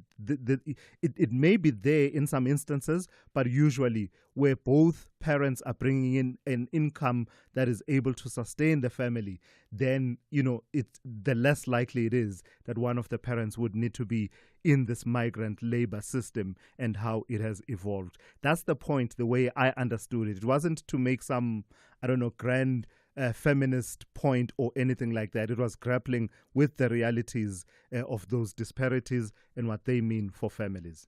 Kirk in Cape Town, good morning to you. You want to talk to me about Judges Matter this morning? Hearing the gentleman speak this morning about the justice system and the heavy case loads, yes, and so forth that judges are faced with. One example I can cite is there's a case in Cape Town where 10 years ago the Asset Forfeiture Unit intervened and removed all the assets of a person who was awaiting trial for fraud. That person has been convicted 10 years later, having lost the assets maybe 9 years ago, having his assets liquidated to recover the stolen money. But 10 years ago, that person was convicted. They appeared in court meant to appear in court last week for the sentencing. The sentencing has now been delayed until August, which means that they now sit in Pollsmoor prison, the two convicted individuals, sit in Pollsmoor prison until they are sentenced. That is a classic example of the delays in the justice system. Yeah. That it takes 10 years after the assets have been taken 9 years ago. So the whole process has taken maybe 11 years in total from the time the person was charged. Yeah. And that has to contribute to the workload of the judges, as well as the fact that justice delayed is justice denied. Absolutely. That principle seems to be lost in the South African judicial system. Kirk, thank you for that. And I think there's nothing extra to add to it other than to say that it's quite obvious to everyone involved. It's quite obvious that the caseloads, especially in the high courts, are just unsustainable. The measures that the judge president in Gauteng had to resort to with those regulations and rules around mediation before a matter can be enrolled speak to that reality that we can't keep going on this path where if you have a matter today and you want to vindicate your rights, you are likely to get a date in 2031. How is justice serving me in 2031 when my rights are threatened right now in 2025? How does that even work? Mulatelo in Limpopo, good morning. You want to talk about fatherlessness? Morning, Thulasizwe. How are you? Yes, very well. How are you? I'm very good, man. You see, this thing of the absentees of the father in the children's life really is very stressful because the father, he really loves that kid.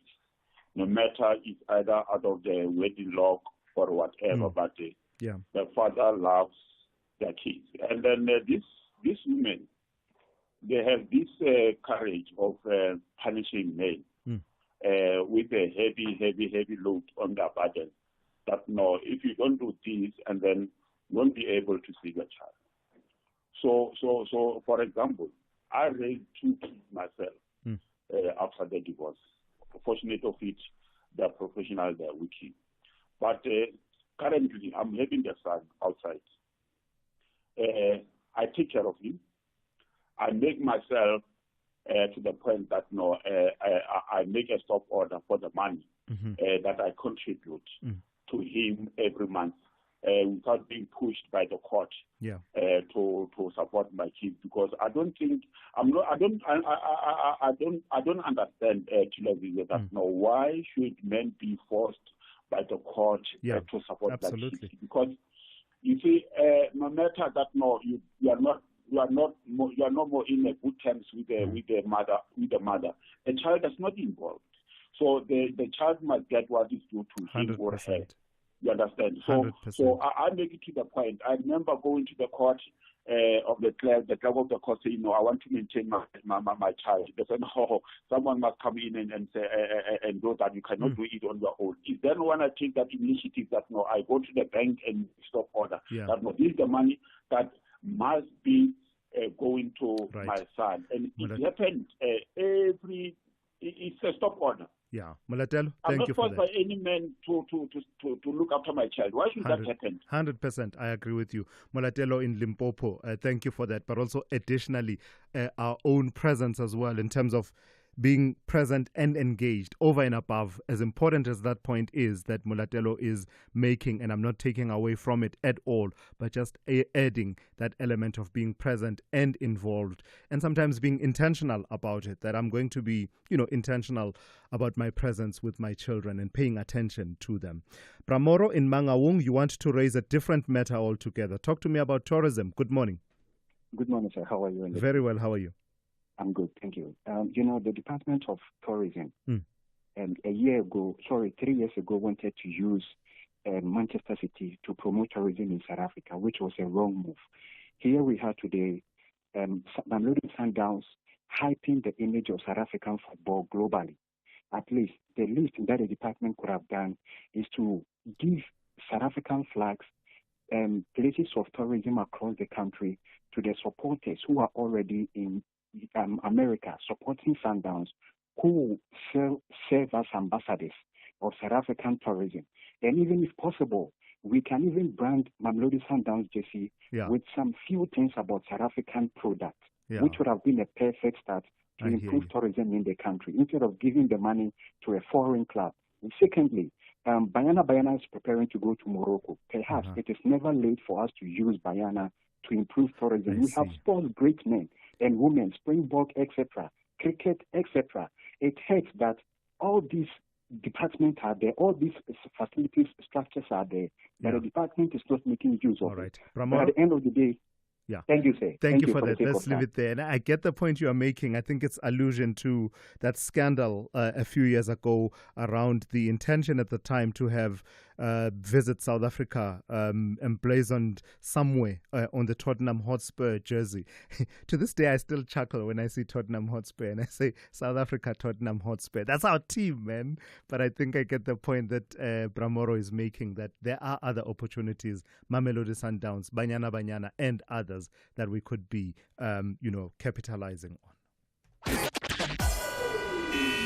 SAFM, guiding you through the rush hour traffic. Well, if you use the N3 on a daily basis, it's very heavy this morning. This is Joburg's N3 from the Ilanzi interchange at Germiston all the way through. No gaps in the traffic right up to Buccleuch. It's a broken down truck as you come up to that Buccleuch interchange. That N3 is absolutely dreadful. Routes that feed in, particularly N12 and R24 routes from Ekurhuleni, trying to get through Galilees and into that N3 queue, pretty heavy as well. A crash and faulty traffic lights on Winnie Mandela at Leslie Avenue up in Fourways. So very heavy backlogs in and out of Fourways. And of course, trying to get off the highway and turn north onto Winnie Mandela. That's going to be a mission. Allendale Road, expect a queue out of Tembisa across towards Midrand today. And the R21 jam-packed through the construction zones between the Benoni and Bobsfontein exits, notably heavier this morning going towards the airport than normally would be the case. Stationary truck before Samran on the M1 South. If you're leaving Pretoria, that's the queue that extends right back up the highway towards Boata Avenue. That's a bit of a disaster. Crash on the N14 on that high collision zone this time of morning. You hear me say that often because there's always crashes there. N14, Krugersdorp Highway into Brockfontein, delays back to the R55 Pretoria West exit, and the N14, a collision near Jean Avenue coming out of Pretoria, causing some delays there as well. Durban side, the N2 North up to Westwood Mall, still jam-packed. The M4 both ways towards Virginia Airport is heavy. M7 into Pinetown under a bit of pressure, and the M4 coming up through Umbilo and Kongela, very slow as you make your way through towards towards central Durban this morning. And then Cape Town, just pretty busy on that Baden-Powell Drive, run to Strandfontein, that short timing traffic lights, and Marine Drive busy, Tableview to Racecourse Road, and then Milnerton High School all the way through to about Boundary Road at Lagoon Beach. Rob Byrne, SAFM Traffic. A stage awaits. Not for applause, but for possibility. For over 40 years, Standard Bank has championed the arts. And at the National Arts Festival, we don't just watch talent rise, we help grow it. Through our Standard Bank Young Artist Winners, raw voices find power, unseen stories take the spotlight, and what begins as a dream grows into a legacy. Join us in Makanda for the festival. Standard Bank, proud lead sponsor of B20 South Africa, an authorized FSP and registered credit provider. Do great solutions start with good conversation? SAFM, leading the conversations that move us. So let's pick up on the story playing itself out in Iran. You will have heard in the bulletin by N. Musa earlier on the comments of the Director General of the International Atomic Energy Agency, reiterating the agency's long-standing resolutions that armed attacks on nuclear facilities should never take place. Rafael Grossi addressing the UN Security Council emergency session after the United States struck 3 of Iran's nuclear facilities over the weekend. Great deal of concern for the environment. I'm joined now by Dr. Kelvin Kem, who is a nuclear physicist. Good morning to you and thank you for your time. President Donald Trump described these strikes at the 3 sites as a spectacular success. But do we have cause for concern in terms of the implications for the environment in and around those 3 sites? Well, they were underground, the sites, and they were struck by the U.S. bombers. And there could well be some uranium around there, but there's nothing really to be worried about. It's not the bad type of radiation that you get after uranium has been put in a nuclear reactor or after it's exploded. The enriched uranium that you used beforehand is not very, very dangerous in terms of human contact. So from the point of view of any radiation being spread around, the answer is no, there won't be any particular problem. The military situation there is a case of they are not dead sure on whether or not the enriched uranium was taken somewhere else. To make a nuclear bomb, you need to do 2 things. You need to make the actual bomb itself, and then you need to make the uranium. It's something like if you want to make a car engine, you've got to be able to make the engine and you've got to be able to make petrol, otherwise it won't work. And it turns out in the case of a nuclear weapon, making the weapon part is the easier part of the 2. The difficult part is getting the uranium. And so what happened is with the sites, there was one site where the uranium was being processed and another site where the actual weapon was being developed and then would be presumably put together. But what happens to the uranium is when uranium comes out of the ground, it comes out as natural uranium, and it's a mixture of 2 different types, 2 isotopes. One is called uranium-238, and one is called uranium-235. And the 235 is the one you want. The snag is that when the natural uranium comes out of the ground, it's 99.7% of the one you don't want, and only 0.3% of the one you do want. And that leads to what's called enrichment. Enrichment means that you've got to increase that 0.3% a lot. And that's the difficult part, because the only difference between the 238 and the 235 is effectively the weight, conventionally called the mass, of 3 neutrons. So it's an incredibly technologically difficult job. And one of the sites was dedicated to doing that. That is what's going on. So what is this current focus on Iran's nuclear enrichment program? What are some of the themes that it has brought forward?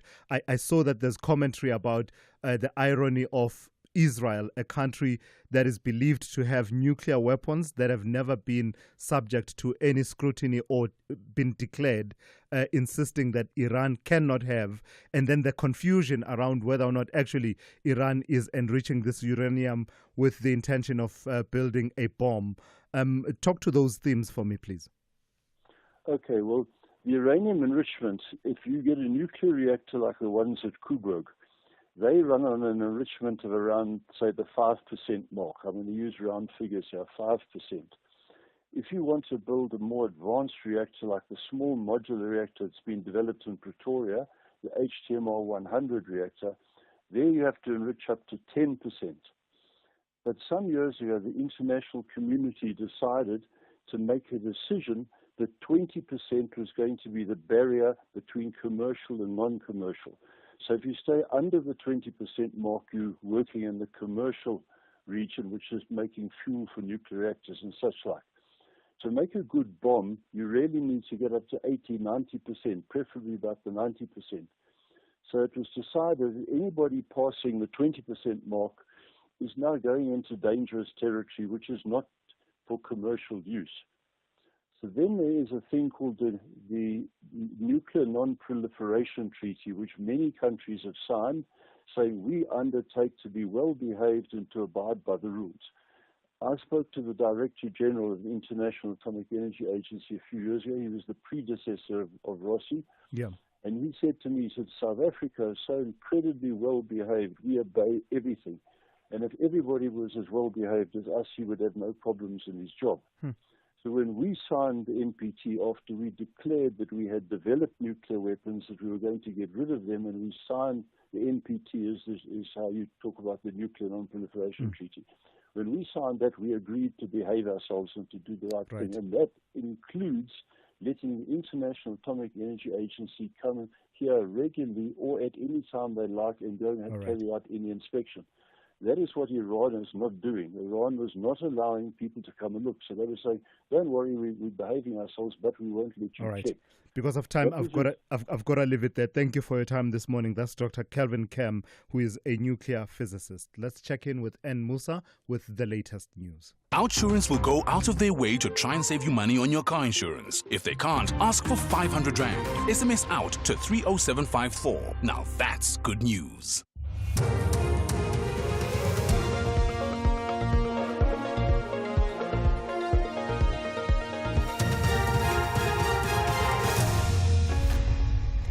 In our top stories, a push for immediate Middle East ceasefire and Gauteng police arrest over 1,000 suspects. Good morning. Russia, China and Pakistan will introduce a draft resolution urging an immediate and unconditional ceasefire in the conflict between Israel, Iran and now the United States. The Russian ambassador made the announcement during an emergency session of the UN Council in response to the US strikes on Iran's nuclear facilities. Shawan Bryce Peace reports. Ambassador Nabenzia said the three countries had proposed a balanced draft resolution urging an immediate and unconditional ceasefire in addition to diplomatic efforts to address Iran's nuclear issue. He said the text reflected the consensus of many council members as discussed in previous meetings on the war. Moscow's envoy called on all council members to support the resolution to signal the necessity for ending the violence by aligning with calls by the UN Secretary-General for peace and negotiations. The vote could come up in the days ahead and will have to overcome a United States veto. Meanwhile, the Director General of the International Atomic Energy Agency has reiterated the agency's long-standing resolutions that armed attacks on nuclear facilities should never take place. Rafael Grossi addressed the UN Security Council's emergency session. That armed attacks on nuclear facilities should never take place and could result in radioactive releases with great consequences within and beyond the boundaries of the state, which has been attacked. I therefore again call on maximum restraint. Military escalation threatens lives and delays a diplomatic solution for the long-term assurance that Iran does not acquire a nuclear weapon. 8 suspects between the ages of 16 and 27 years old are expected to appear at the Kwanobuhle Magistrates Court in Karigan, the Eastern Cape. This is in connection with the murder of 2 teenage girls. The charred bodies of the 2 schoolgirls were found dumped in a veld at Kailicha last Wednesday. The ongoing battle for the Bavenda kingship is this morning expected to resume at the Polokwane High Court in Limpopo. Princess Masindi Mpepu is challenging her uncle and erstwhile king, Tony Mpepu Ramabulana, for the throne. Abafani Munyai reports. The legal marathon that began in 2012 saw former president's decision to declare Mpepu Ramabulana as king reversed by the Supreme Court of Appeal in 2019. Dozen witnesses, including cultural experts, historians, and both erstwhile King Tony Mpepu Ramabulana and Princess Masindi Mpepu, have thus far testified. An expert on the origins and customs of Bavenda people is today expected to testify. Gauteng police have arrested over 1,000 suspects and recovered more than 20 unlicensed firearms during Operation Shanela over the weekend. Of the arrested suspects, close to 800 were apprehended by police detectives during the tracing of wanted suspects. Almost 80 were nabbed for driving under the influence of alcohol. Gauteng police spokesperson Mavela Masondo says several illegal liquor outlets were also raided during the operation. In an effort to deal with proliferation of firearms in Gauteng, police recovered 21 firearms that include automatic rifles. These firearms will be taken for ballistic tests to establish if they were not used in the commission of other serious and violent crimes. The arrested suspects are expected to appear before various magistrate courts in Gauteng on Monday, the 23rd of June, while others were released after paying admission of guilty fines. And finally, Cooperative Governance and Traditional Affairs Minister Velinkusini Hlabisa will today lead a high-level dialogue with political parties as part of the ongoing review of the 1998 White Paper on Local Government. The dialogue, to be held in Midrand, north of Johannesburg, will be held under the theme Every Municipality Must Work, a call to collective action. More than 300 representatives from political parties represented in the National Assembly and municipal councils will reflect on the relevance of the 1998 White Paper in the context of current local government performance. It also aims to gather political perspectives on what an ideal municipality should look like. Recapping the top story, Russia, China and Pakistan will introduce a draft resolution urging an immediate and unconditional ceasefire in the conflict between Israel, Iran and now the United States. For SAFM News, I am Anne Musa. Those were the top stories for this hour. Don't miss out on a possible car insurance saving. SMS out to 30754 for a quote. Outsurance, where you always get something out. You won't hear this in the news headlines, but it's worth talking about. Lorette, a 61-year-old woman, is a real Outsurance client who switched and now saves a newsworthy 725 Rand a month on her 2024 BMW X1. Get a quote today and see how much Outsurance could save you on your car insurance. Call 08600 60,000 or visit outsurance.co.za. You always get something out. Licensed insurer and FSP. T's, C's and information online. It's a very good morning to you in your SFM Sports headlines. It's Mamelodi Sundowns. They have a must-win clash with Fluminense at the Club World Cup. And in tennis action, Carlos Alcaraz sounds an ominous Wimbledon warning. All the details just before 8:30. SAFM, guiding you through the rush hour traffic. Very heavy around Centurion this morning. Crash on the N14 south near Jean Avenue. If you're coming out of Pretoria, that's a problem. The N14 Krugersdorp Highway. Crash at Brockfontein. That's a problem. Big delays from the R55 Pretoria West exit on your way up that N14 to Pretoria. Stationary truck N1 south near Samran. That's very heavy queues coming down the M1 from Buerta Avenue.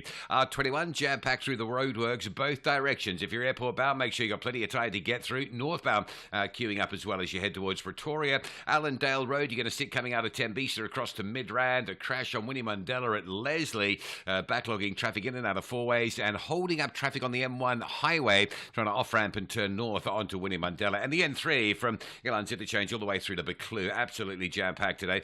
Durban, the earlier crash on the N2 north at the old airport, that's all out of the way. The N2 stays busy from the M7, moving into the roadworks north of Spaghetti Junction. M13 coming through from Hillcrest into Kloof and down Fields Hill. That's quite busy. The Richmond Road coming up from the N3 into Pinetown, very busy. And the M4 Southern Freeway queuing into Umbulo on your way slowly into central Durban as well. Cape Town M5 still under pressure from Ottery all the way through to Kubo Interchange. N7 North is queuing from Goodwood through to Bosmansdam Road. And the R300 is just sitting up towards the N1 outbound connections, slow through Brackenfell. With your traffic update, I'm Rob Byrne.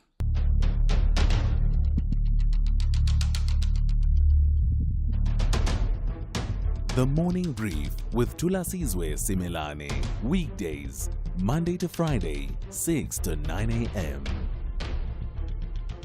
The Morning Brief with Thulasizwe Simelane. Weekdays, Monday to Friday, 6 to 9 a.m. 10 minutes after 8, we are into the third hour of the morning brief on this Monday. It is great to be in your company. A lot of you weighing in on the conversations that we have started this morning. Just towards the end of the last hour, that conversation with Dr. Kelvin Kem, my goodness, how insightful was that? I really gained a lot of knowledge there. And I was saying to the team of producers that even when he's making points that are technical and scientific in nature, I didn't feel that they were, going over my head. Somehow, I still was able to follow that conversation. And I hope that was your experience as well in terms of just what the considerations are. So someone says here on the WhatsApp line, I'm not well versed in this area. Why are the 5 countries the only ones that can have nuclear weapons and not others? And I presume you're talking about the P5, the permanent 5 in the UN Security Council. So some interesting insights as far as that is concerned. There are actually 9 countries that have nuclear weapons, according to the best research that I could find. The AP, for example, lists them as Russia, United States, China, France, United Kingdom, India, Pakistan, Israel, and North Korea. So, I mean, the stockpiles between the Russia and the United States is just massive. It is just the nuclear stockpile of Russia, 4,309, according to that table. At 3,700 being for the United States. And then they make the difference between what is deployed and what is considered to be reserves, and that figure is the total of the two. So that answers that question about who is entitled to have nuclear weapons. But you're absolutely right. Conversations about consistency and hypocrisy are coming up sharply in this particular context of what's going on between Israel and Iran. Weigh in on this and any other matters that may be on your mind this morning. Give me a call. The number to dial 086 000 2032. Please send me WhatsApp voice notes to 061 410 4107. The third hour of the Monday edition of the Morning Brief starts now. If you think you cannot afford a lawyer, think again. Clientele Legal has made professional legal services affordable for you. Whether it's a civil, criminal, or labor-related matter, we have a nationwide panel of attorneys standing by to assist you. SMS SAFM to 32195. That's SAFM to 32195 and we'll call you back. Clientele General is a licensed non-life insurer and an authorized FSP. Standard rates and terms and conditions apply. Orbit College is highly spirited and believe they are intelligent enough to secure 3 vital points. But the citizens are confident they will prevail with their top-flight football experience. This is the PSL Promotional Playoffs. Catch the hot contest between Orbit College and Cape Town City on Wednesday, 25 June at 2:30 p.m. Streaming on SABC Plus and SABC2. Proudly brought to you by SABC Sport. For the love of the game. Call Thulasizwe now, 086 000 2032. Let's go straight to Bheki in Bombela. Good morning to you, Bheki. You want to start us off in this hour on a positive note. Mamelodi Sundowns, yeah? They played their socks off Mamelodi Sundowns. They really my did. big brother. And we have never anticipated such a good football that they played. And I have also to applaud the coach for trailing with 3-1 and be able to come back in such a way. I strongly believe that they are going to make it on the next game without any shadow of a doubt. Yeah. And Ngoni, I believe that we see now positives as far as South African football is concerned. Absolutely. Particularly Sundowns, Orlando Pirates. I think those are the teams that will stand and stabilize our national team of Bafana. Lastly, Ngoni, please allow me to offer a little bit just to say that speedy recovery to Thulasizwe Simelane from the Kwala FM. He has been not well for quite some time, and I hope he recovers very speedy. And thank you very much. And I share your sentiments. Thank you for that. That's Biggie in Bombela. Yeah, but he's absolutely right on that story around Mamelodi Sundowns. I couldn't be prouder. I'm not a Sundowns supporter, by the way, but I support anyone who represents South Africa on any stage. It really, it's like that thing they were showing, that game that no one could understand. What game is this? And the scoreline showed that South Africa was winning. As long as South Africa is winning, I'm in there. Count me in. But Mamelodi Sundowns, I think it says a lot that Borussia Dortmund themselves on their social media pages paying much respect to Mamelodi Sundowns. And that tells you the quality that was on display on that match, on that pitch. Crispin in Durban, good morning. Talk to me about fatherhood this morning. Sawubona, Thulasizwe. Sawubona, Crispin, yes. I have these conversations with the many young men I know who fail to spend time with their children. And the conversation typically goes like this. You don't understand what you're missing out on by not connecting with your child. That there are rewards in this that actually are not to do with money. They are to do with what the child needs and what you need as a human being. The reaction I often get is that the mother's family, the baby mama's family, shout at me because I don't bring money. And my response to that is then, okay, in reality, maybe you actually are really spending money on stuff you don't need, and you could get something. But also, there's another point here. You know, we talk about toxic masculinity. Toxic masculinity is promoted not only by men, but also by women. I mean, a family that shouts at a young man for not providing when he really cannot provide, that he can try and get a job and actually cannot get it. I mean, that is promoting a very damaging view of men, that we are pushed into this role of being providers in an economic system that doesn't allow people to be providers. So why should that be held against men? And the guy who phoned in to say, well, women must be the nurturers and men mustn't be the nurturers, is promoting the same kind of toxic masculinity. Men actually need to nurture children. Children need to be nurtured by men just as much as by women. Absolutely, 100%. Crispin, again, I find nothing to quibble with in what you've suggested this morning. Thank you for your time. That's Crispin in Durban. Let me move on to Bonagele in Cape Town. Good morning, Bonagele. You want to revisit the issue around the former Secretary General of the MK Party. Good morning. Absolutely. A very good morning to us. Yes, I want to visit that. And first of all, calling a press conference, right? Yes. To say he's going to consult other people to form, whether he can form a new political party. Knowing fully aware, people of this country are sick and tired of these plenty political parties. You know, one thing that I expected him to say, he was just going to resign and finish, end of the story. Now he's telling the country that he's going to consult other people to whether he can form a new political party. What is that? I mean, honestly speaking, he knows fully aware. People are not no longer interested, my friend. Are you saying people the political space is saturated, that there's not even a gap that is not being serviced by the current parties? Yes. One thing that I can tell about Usivambo, he must just accept he's a loser. He's a loser, even though I was disappointed by this political analyst called Levendo. You know, that guy, Levendo. Yes. I happen to be trusting his analysis. But to say this guy is a brilliant one, he's wise, he's got followers and all that. We know for a fact, you know, a new broom suit's very clean. That's what's going to happen with him. And then this part of him is going to disappear again. All right. So what next? All right, so Bonagel. I wish and pray because he mustn't come and join this one. Should not be tempted and go and join this new political party. Bonagele, thank you for that.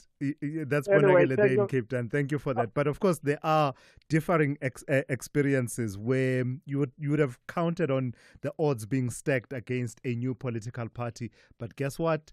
Years later, it continues to exist. Talk about the likes of your EFF and Action SA, by the way, because you can see that there's continued.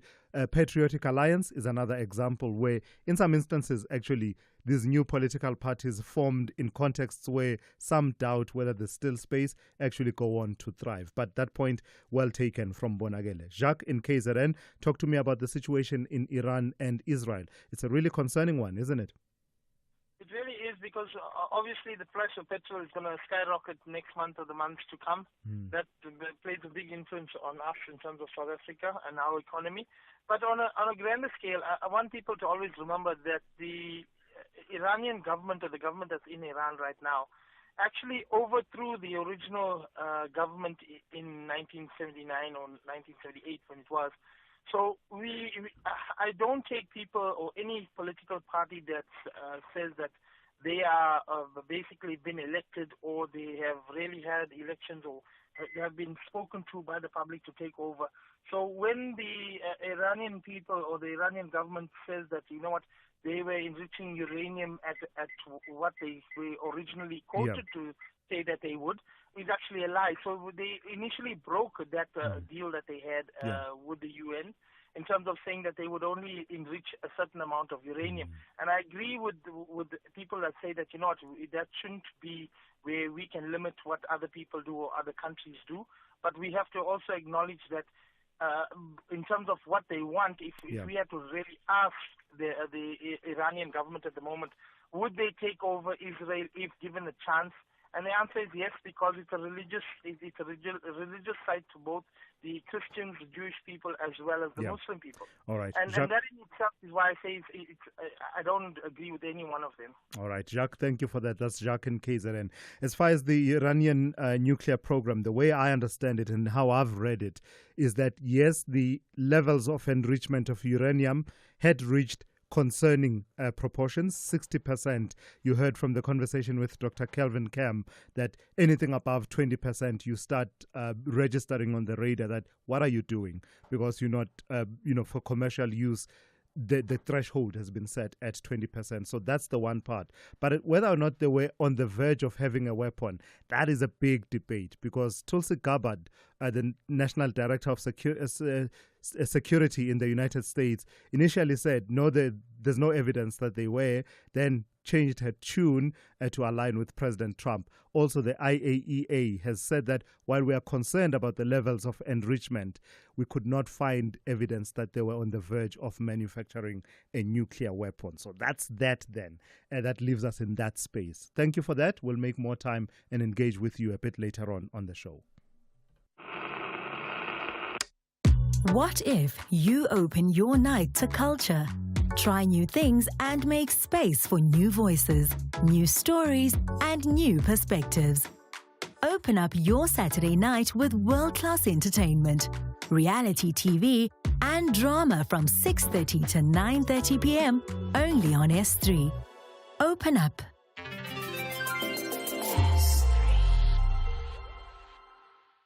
The reigning champions Banyana Banyana and 11 African national teams are ready to tackle each other for WAFCON 2024 to determine who are the real queens of the continent. Where Africa competes, South Africa connects. Experience the Women Africa Cup of Nations Morocco 2024 from 5 to 26 July 2025. Streaming live on SABC Plus, SABC 1 and SABC 2.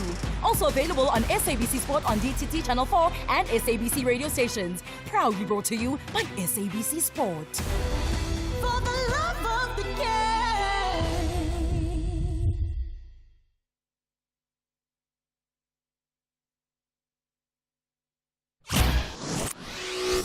Thulasizwe Simelane on SAFM.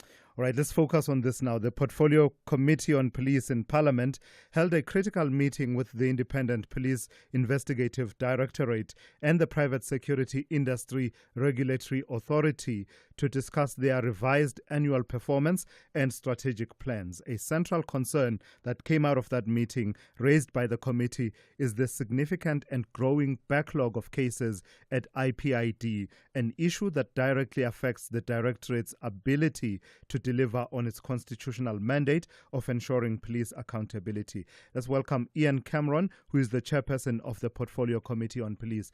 Good morning to you and thank you for your time. Just the picture that came out from specifically as it relates to the police who police the police.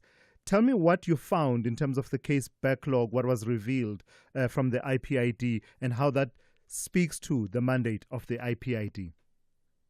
Yeah, sure. Thank you very much. So, over 14,000 cases backlog at the moment. Some of the cases are a few years old even. So really a massive challenge.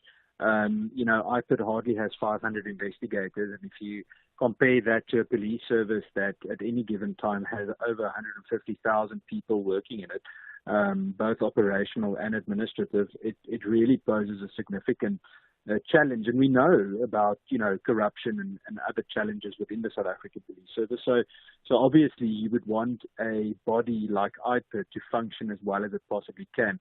I think, broadly speaking, it is, I feel sorry for a lot of the very passionate investigators in IPID, because I think they've got an extremely difficult job. You can just imagine the pressure that they work under. And it's one thing to investigate a normal street criminal.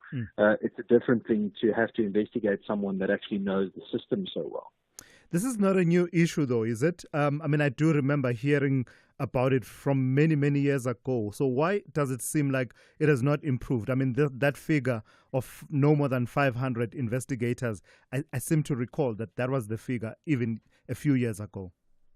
Yeah, absolutely. So it's for the first time now we've gone through the budget process and the strategic plans of IPID, and obviously the relevant planning for the medium term. And it's encouraging to see that there has been more budget allocated to IPID, which should assist in rectifying some of this. I think what needs to happen, though, you would need to projectize some of the investigations and really have a focused capacity, even if you have to get external capacity to assist for a temporary measure. It is critical to do so. But it is encouraging. It's the first time in more than a decade that we've really seen quite a budget improvement. Could there be more of a budget improvement? I think that probably could, but that's a whole different debate. We need to now see how it's managed going forward. I think there's so much that needs to be done to try and resolve this. So I'm really hoping that from especially the police minister's side, we'll see a move to projectize some of the investigations. And how important is this work that is being done to move to digital case management, as well as some of the work being done within IPID itself to have units that look at forensics and the likes within IPID? No, that's spot on, and I think that's the direction that they're moving in. The digital case management system is something that's also been talked about for a very, very long time. Of bigger concern to me, it's one thing to have a digital case management system in one organization. It's a bigger problem to me that there's still no proper integrated justice system. And if you look at the digitized integrated justice system, and this speaks to the idea that the police, the NPA, IPID, etc., all have some kind of backbone link that makes sure that everything is integrated, and we need to move in that direction. All right, let's leave it there for this morning. Thank you for your time. That's Ian Cameron, who is the chairperson of the Portfolio Committee on Police. This is SAFM Sport with Zai Khan. A very good morning. Let's kick off with Mamelodi Sundowns taking to the field Wednesday night, 9 p.m, facing Fluminense in their final Group F match at the Club World Cup. With a win essential to progress, the coach and the team, well, he's urging his side to be aggressive, enjoy the game and play true to their style. Atmosphere will be all happening at the Hard Rock Stadium as Sundowns want to make history by becoming the first South African side to advance past the group stages. Meanwhile, women's soccer, Rafael Wejane leads Banyana to Morocco for the 2025 Women's Africa Cup of Nations, where they'll begin their title defense against Ghana on the 7th of July in Oja. Coach Desiree Ellis will trim the final squad with several young guns showing promise. Now, the Springbok Sevens 8 team were crowned champions at the Rugby Africa Sevens tournament in Mauritius, clinching a 26-12 win over Madagascar in Sunday's final. Here's the co-captain Mfundo Ndlovu. Yeah, I mean, it's a valuable experience for the guys that have never played. So we basically treated this tournament as we would a HSBC series tournament. So it's just the guys to understand and actually to implement how it feels like to actually play when there's bigger stakes. And yeah, some of the guys were playing in their first final for the badge. So yeah, I feel like it's good to actually get those guys to have some experience and to have some game time under their hands. And finally, South African Paralympian Puseletso Mabota says he's urging gold at the upcoming World Para-Athletics Championships that will take place between September and October in New Delhi, India. Now, he won silver for Team South Africa in the men's T63 final and set a new African record in the long jump, and that was in Japan last year. For the World Championships this year, we are aiming for gold, as always. And that will come with the proper preparation. Thus we have a proper plan heading into the World Championships. We'll have more sport with John Gericke going for gold around 12:30. I'm Zai Khan. Good morning, I'm Anne Musa. In the headlines, the United Nations Secretary General and the Director General of the International Atomic Energy Agency have called for full access to Iran's nuclear facilities to account for the stockpiles of uranium that is a central issue in the ongoing war between US-backed Israel and Iran. The case against a Gauteng woman believed to be part of a syndicate targeting young female professionals will resume in the Springs Magistrates Court today. The syndicate kidnaps the women and robs them of their belongings. And as the country grapples with the outbreak of foot and mouth disease, the Department of Agriculture has urged owners of cloven-hoofed animals to limit their movements. Flare-ups have been reported over the past several months in 5 of the 9 provinces, with KwaZulu-Natal being the worst affected. I'll have details on these and other stories at 9.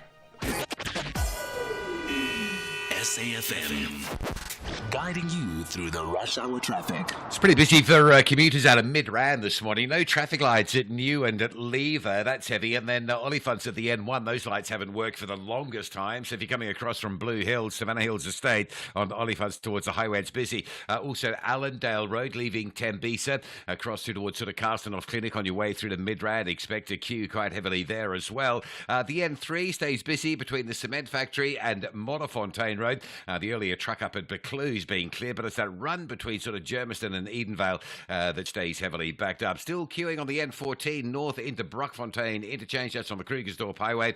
A bit sluggish on the M1 down to Boerta Avenue from the R21. And the run through Midrand today, Old Joburg Road down to Olifants stays pretty busy as well.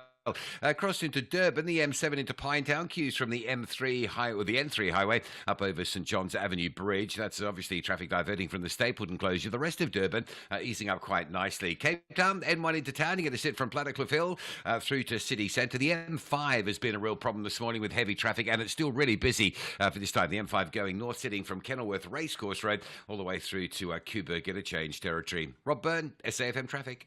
The business update on SAFM. Let's say good morning to once again to Ndauling Lechela. Ndauling, let's revisit this conversation around the two-port withdrawal and savings system from SARS. Some new information coming through from them? That's right, Thulas, and SARS reporting that the two-part retirement savings system has released between 57 and 58 billion rand into the economy since its introduction in September last year. This was confirmed by SARS Commissioner Edward Kieswetter, who revealed that about 4 million withdrawals have been made, with around 478,000 being repeat withdrawals. Kieswetter also revealed that the withdrawals have generated about 15 billion rand boost a 15 billion rand boost to tax revenue. Kieswetter noted that while the system has provided relief to savers, it also poses a challenge in balancing present financial needs with future preparedness. And so he has suggested that the Singaporean retirement fund model, which makes pension contributions mandatory and allows access to savings for specific purposes, could be a potential solution. He emphasized the need to focus on growing the economy rather than just redistributing existing resources. Sure. So there's fascinating insights that we are gaining as the system, matures and unfolds. There's an advert by We Buy Cars that is a favorite of ours in the studio here. The man who wants to put Johnny through matric mos. Tell me about that, about what they're saying, about how you're going to put Johnny through matric mos by selling new cars. So the used vehicle buyer and seller, hey, Thulas, We Buy Cars is considering... We need the money to put Johnny through matric mos. You know what? I get it. You must sell the car. Anyway, We Buy Cars, they're saying that they are considering expanding its business to include the sale of new cars. The company's chief marketing officer, Rikus Blumerus, revealed that several original equipment manufacturers have approached the firm with this idea. While discussions are still in early stages, Blumerus in a MoneyWeb article was quoted saying that this potential move would create a one-stop shop for customers, allowing them to buy both new and used vehicles from the same platform. According to Blumerus, only about 20 to 25% of customers who sell their vehicles to We Buy Cars also buy their next vehicle from the company, suggesting a potential opportunity to capture more sales. In addition to exploring the sale of new cars, We Buy Cars is also investing in other areas of its business. The company plans to open 3 new facilities by the end of the year. It also looking to invest in advanced technologies such as AI-powered photography and oil analysis to enhance vehicle evaluations and provide better customer experiences. All right. Lastly, Ndauleng, give us a sense of the kind of day we can expect in the markets on this Monday. The local markets on track to open mixed with focus on the Middle East. In terms of company news, results out from Naspers and Prosus, so traders will be digesting that at the open. Meanwhile, in currency markets, not much action there, with the rand stable at 18.07 to the dollar this hour. Then over in the US, futures are in the red while digesting geopolitical issues. Traders will also be eyeing the US GDP print and the consumer confidence index out this week. Lastly, in Asia, trade remains choppy as investors eye the latest developments when it comes to the conflict between Iran and Israel, with Russia and China calling for a ceasefire. Listen, Dowling, don't knock the importance of putting Johnny through matric. Johnny is a national child, okay? Johnny is our Tintswalo. We are all invested. I was about to mention Tintswalo. It's Tintswalo. We are all invested in Johnny and making it through matric. Thank you for that. That's Ntauling Lechela there with your last update of the morning. If you're active on social media and love SAFM, we hope you'll take a moment to like or follow our SAFM page on Facebook and Twitter. These are the best places to find all the guest information, conversations, and stories you love from your favorite presenters, along with regular updates from SABC News. And don't forget, you can send your questions to feedback@safm.co.za. SAFM, leading the conversation. Call Thulasizwe now, 086 000 2032. Yeah, let me take one or two of those voice notes. Let me start with this one, reflecting on the situation as it unfolds between Israel and Iran and its broader implications, I suppose, for the rest of us. Good morning, my brother Thulasizwe. It's your boy here, Prince in Durban, the Uber driver.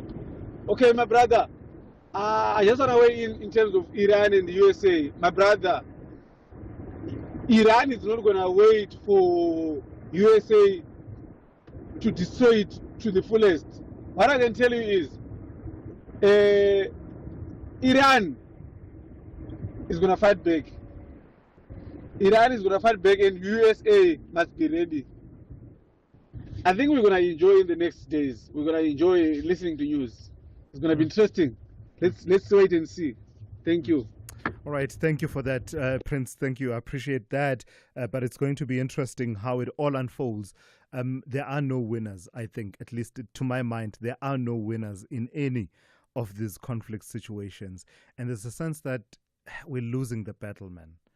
The horrors of war no longer shock us to the core as they used to. The whole system of the UN was meant, if you read the charter, I don't know, where was I reading this piece that alluded to what is in the founding document, the UN Charter, and how it was framed, that we were meant to have a never again kind of world. But increasingly, you are seeing that, we're no longer as shocked and horrified by the horrors of war. And none of us is a winner when there's a conflict. A lot of innocent people do die and will die in these conflicts. But I take the point you are making about you believing that Iran will not take this lying down and will likely hit back at the United States. Hey, the issue of budget is a common denominator in the Limpopo Department of Health. The managers of the clinic, they don't know their budget and they can't account 100%. Just imagine if you want to fix the bulb, you have to write the job card to the district. And then the district will send the car 40 kilometers away just to put a bulb. If that's why you see most of the TVs are not working in the clinics, because they don't know the budget. They can't pay the month-to-month premium of the DSTV or whatever TV license. I think they should scrap that thing, man. They're too corrupt, man, these people. Yeah. Of course, I think what I pick up also from what you're talking about is the complexities around navigating the Public Finance Management Act. I think I've heard something like that. I think it was in the context of ESCOM, where I think the lament was that if you want to, I don't know, change a bolt, and then you have to do that whole rigmarole, that whole process that's required.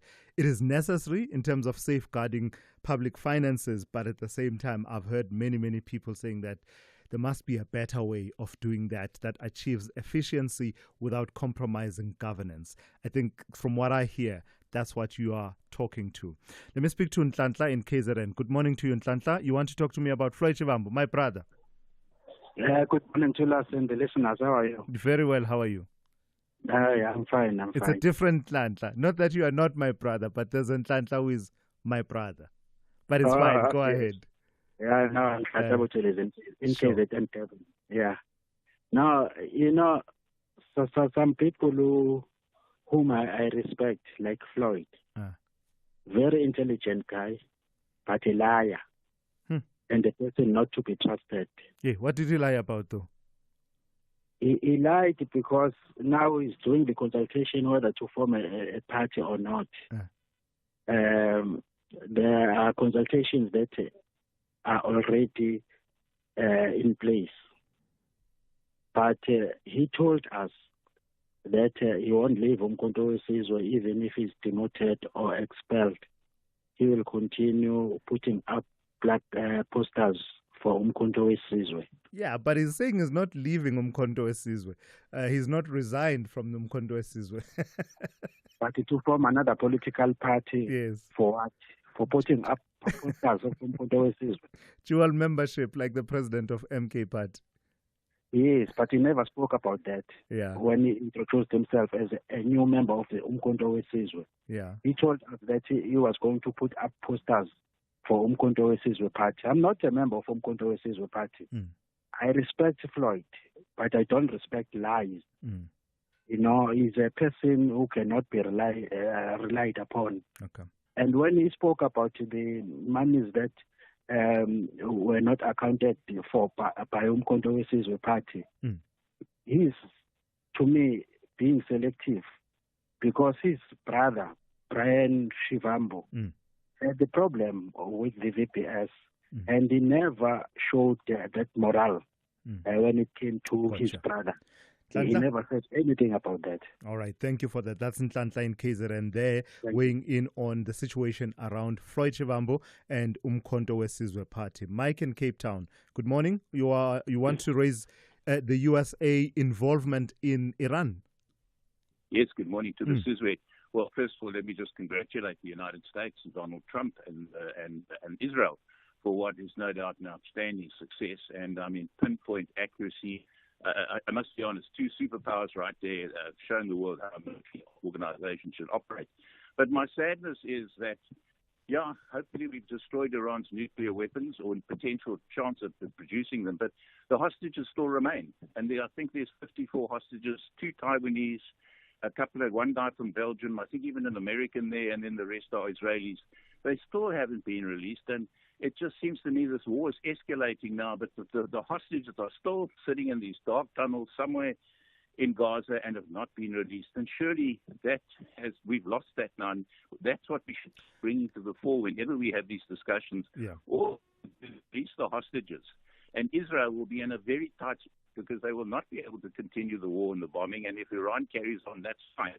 But it will put Israel in a tight spot. They will have to stop the war because they've agreed to stop the bombing, stop attacking Israel and Iran if the hostages are released, and that we haven't achieved, and that's my sadness. But doesn't the point, Mike? Doesn't the point you are making come back to the point that ultimately the solutions to all of these crises in Gaza, in Iran, ultimately it would have to be a negotiated outcome, because the very point you are making about the hostages not being released, Palestinians are suffering extensively in Gaza.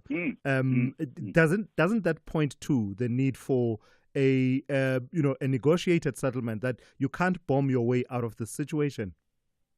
I agree with you, but the thing is, you can't negotiate with your people locked up in dark tunnels. First of all, release the hostages. Then you will sit down and then you can negotiate. It's like me coming into your house and stealing your family or kidnapping half your family, and then I expect you to come to the negotiating table and negotiate with me. You're not going to do that, Thulasizwe, and certainly nor is Israel and the United States. We need to release the hostages, then we can sit down. But until such time, unfortunately, war is inevitable, because that is the only way this is going to be resolved. Okay, Mike. It's entirely in Hamas's hands, and unfortunately, we all know they want the war to continue. All right, Mike, let's leave it there. Let me move straight to Eunice in Joburg. You want to respond to Mike? Good morning to you, Eunice. Yeah, Thulas, absolute nonsense from Mike here. Mike conveniently doesn't talk of the thousands of Palestinians, some being incarcerated for decades in Israeli prisons without trial. I mean, I don't have to go through the list of the apartheid laws in Israel, which Mike will never ever condemn. Mike never ever talks about. Only last week on Thursday or Friday, 155 innocent men, women, and children queuing up for food in the Gaza Strip were mowed down. Why doesn't Mike condemn that? I mean, it's a Holocaust what's happening in the Gaza Strip. Mike doesn't talk about that. That's another story. But for him to say that this strikes on Iran were legitimate is totally illegitimate. I mean, Donald Trump went against his own Congress to bomb Iran. And there are calls in the Congress, I mean, by the Democrats, some Democrats are asking for the impeachment of Donald Trump there. That's one. Number two, he talks about Israel and the right. Israel attacked Iran. So, I mean, if you just look at Syria, the neighbor, they went through with Bashar al-Assad. The Syrian people, smelled freedom. Immediately, Israel bombed all military sites in Syria, occupied part of Syria. I mean, Mike doesn't talk about that. So which world is Mike living in? I mean, Mike must rather just stay put, talk about Mashatila and his rice story like he does all the time. I think he'll be better off doing that. All right. Really, I mean, I don't want everyone to have breakfast after listening to Mike. All right, thank you for that, Eunice. That's Eunice in Joburg. Let me take another reaction to Mike. Someone sending through a WhatsApp message that says, in reply to your caller earlier, Mike mentioned hostages in the Gaza Strip. what about the tens of thousands of hostages in Israeli prisons? And I think along the same lines of what Eunice was saying, and then saying, and by the way, those are prisoners of war in Gaza, not hostages, says that one person there. Let me play a voice note from someone who wants to touch on the issue of war in general. And I suppose the point being the point that I was making earlier on, that ultimately we're all losers for as long as these wars perpetuate as if indifferent to lessons of the past, the horrors of the past. Let me hear what this person has to say about that. Good morning, Thulas. I'm very, very saddened by the Uber guy who's just sent a message saying he's going to enjoy the next few days when Iran is going to retaliate or whatever. It looks like he enjoys war. War is no good at all. We must all pray for peace, not for war. Because war is for destroying things and people and human beings, animals. I'm very sorry for that guy. Andrew in Butterworth. Yeah, no, I mean, I think I've made my point quite clearly about that there are no winners in these wars. There's widespread disruption of lives, destruction of lives, not just disruption, but destruction, as we are seeing currently in the Middle East, particularly in Gaza, that situation playing itself out there. And I don't think I need to add anything to that. We all know the horrors of war, whether be it in Ukraine, wars in the DRC, etc. Yeah, I think I've made my point, but thank you for that, adding to that point. I'll take a few more of your voice notes in a moment. Hey, Paul, what's the rush? I'm off to SARS. I want to check if I'll be auto-assessed. No need. If you're auto-assessed, SARS will send you a notice between 7 and 20 July. So I just wait for the notice? Exactly. If you get the notice, check it. And if you agree, you're done. Disagree, file using e-filing or the SARS Mobi app. If you don't get the notice, file from 21 July. Make tax matters your priority. Go to sars.gov.za and say goodbye to queues. SARS, at your service. This week on Off-Pitch Goals, having been a defensive rock for the Pefeni Glamour Boys, Kaiser Chiefs, Jomo Cosmos and Supersport United, Morgan Gould goes from threading passes to selling the most stylish threads in urban streetwear. He takes us through the rigors of the fashion industry, tackling design, manufacturing and retail. Streaming on SABC Plus and SABC Sport on DTT Channel 4 on Saturday, 28 June at 8:30 p.m. Off-Pitch Goals, where we showcase how the stars score in business. Brought to you by SABC Sport.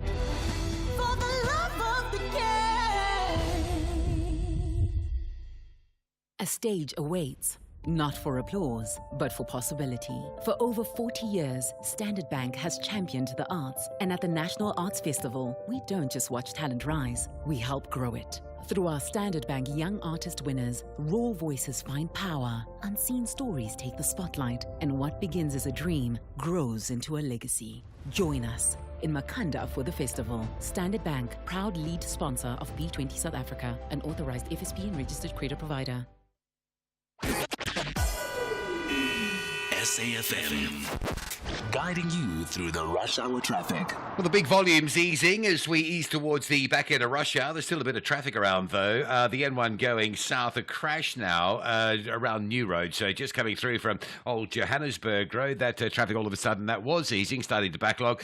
Just off the highway, there's also a collision on New Road coming into the highway, and lights are out at New and Lever. So it's all a bit busy and hectic around that side of Midrand. Allendale Road still queuing up into Midrand. That's coming across from Tembisa and Clearcop down towards the Carstenoff Clinic area. And the R21 northbound is queuing. Now, southbound's okay. The southbound towards the airport is eased up, but northbound towards Pretoria is still under quite some pressure. And the Mike 1, M2 routes moving through Crown Interchange up through the double-decker is staying busy. And the N1 North has a crash out by Gordon Road, so arriving into that from Soweto, starting to backlog as well. Pietermaritzburg to Durban, checks fine this morning. N2, if you're running in from the south coast, no problems at Munzum Toti and Prospector. That's all flowing very nicely. And Cape Town easing up as well. There is a bit of rain moving in to the Cape Town region. Probably just generally be a sort of wet and drizzly day, so take it easy on the roads. The N1 is the standout queue. That's under pressure from N1 City all the way through to the elevated freeway. And get this, right? Baden-Powell Drive, those traffic lights short timing at Strandfontein Road, it is still queuing. That's so unusual. I I think it's letting very few cars through at a time. Muizenberg direction is the affected direction at this stage. Rob Byrne, SAFM Traffic. Conversations that you connect with and react to. SAFM. The last story we want to tell you before we go has to do with this. Today is World Whistleblower Day, and it's an opportunity for reflection on the ethical architecture in countries like ours, grappling the scourge of corruption. There's very little debate about the value of whistleblowers for governance hygiene in organizations and even organs of state, but it's equally true that in organizations with poor ethical cultures, whistleblowers often face severe retaliation. Instead of being lauded, they are seen as threats. Let's speak to Cynthia Skuman, who is Managing Director and Chief Ethics Activist, Ethics Monitor and Management Services. Good morning to you, and thank you for your time. So this conversation about whistleblowers, it seems to be stop-start, intermittent, elevated at points around this day, for example, or when we're reflecting on the work of the State Capture Commission of Inquiry, or the lack of progress around whistleblower legislation in Parliament. But in essence, do we have a better understanding and grappling with the role and value of whistleblowers within our society? Good morning, and yes, I would like to think that of course we have a better understanding. I think that some of the whistleblowers who, for example, spoke out at the Zondo Commission, I think that really raised it. I think there have been some very good publications. One of your colleagues, Mandy Wiener, published a great book on it. So I think that has gone a long way. But unfortunately, I think what has also gone away to raising the profile of whistleblowers are the tragic circumstances where whistleblowers have paid not only an extraordinarily high price, but the ultimate price as Babita Dear Karan. So I think there is a huge appreciation. But I always add there's a serious curved ball to that. Mm-hmm. And the curved ball is a bit of a different conversation that I pose to audiences at times to say, would your organization employ a whistleblower? And that is while on the one side, I believe there has been much increased recognition. That question really raises many of the prejudices and problems that underpin our view of whistleblowers. So say a bit more about that then. When you pose that question, would your organization employ a whistleblower? Does that talk to the price of speaking out, despite a widespread understanding that speaking out when you see wrong is the right thing to do? Absolutely, and there's always this pause when you pose the question, because let's start with the fact that the term whistleblower is not a positive term. This is not an honest ethics reporter who's standing up for what's right. A whistleblower is going with informer and pimpi. We know these words; they're all negative. And what I think this question surfaces is that underlying negative view that we look at it and think, oh, no, don't employ that person. It'll just be trouble. Now, again, what I think that highlights so clearly is that we're superficially and I hope finally in terms of the legislation, we are recognizing them and offering greater protection. But I think we need to continue to work it to get past this underlying negative view that actually these people are troublemakers. And again, recognizing that it's extraordinarily brave to stand up in many circumstances. The perfectly ethical organization, if there is such a thing, and where, you and I might work with levels of high trust. Actually, we don't even need a whistleblowing system. I'm going to walk into your office and say, hey, I think there's a problem. Let me tell you what I just picked up. So the irony is in the very ethical company, these things had come out quite easily. So the problem is that the whistleblower in the organization, excuse me, as you said in your introduction, that is less ethical, that has lower levels of trust, that's the high-risk zone, but that's the zone where it is so very needed. So, since the time we had the Zondo Commission and that intense focus on whistleblowing and the role of whistleblowers, and one recalls those that testified there. I mean, I remember the testimony of Cynthia Stimple and having to type a message while away and say, I am a whistleblower, I want to bring this to your attention. Has anything happened that has moved the needle in the right direction that would improve the ease with which people can report wrongdoing when they observe it without needing to take a brave stance at whatever cost and be brave and say, I am going to be a whistleblower, but just make it as a matter of course to say, I see something and I know what systems to follow? Yes, great question, because, of course, one of the recommendations of the Zondo Commission was that there was better protection provided for whistleblowers. And so the Whistleblower Protection Bill is something that has been in progress now for all these years. And I understand it should be put before Parliament this year. Of course, people in the field are saying this has taken way too long. But again, to the extent that there is this bill that has already been drafted, and it's looking at really extending the provisions of the current, so to speak, Whistleblower Act. And providing much greater protection. I don't think it can provide, as no legislation can, 100% perfect protection, but it is absolutely the right thing to do. And once that's before Parliament, I think we really can recognize that this is one of the very positive actions that has come out of the Zondo Commission. All right, I've got to thank you for your time. Great conversation. That's Cynthia Stimple, who is Managing Director and Chief Ethics Activist at Ethics Monitoring and Management Services. And that's it, really. That's how we come to the end of today's edition of the Morning Brief. Don't go anywhere. KG Mweketsi is standing in for Kathy Mohlahlana with the team at The Talking Point. I'm Thulasizwe Simelane, and you've been briefed.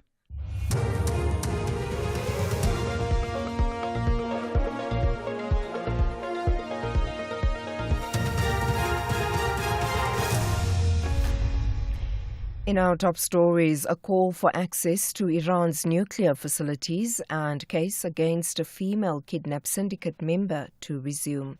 Good morning.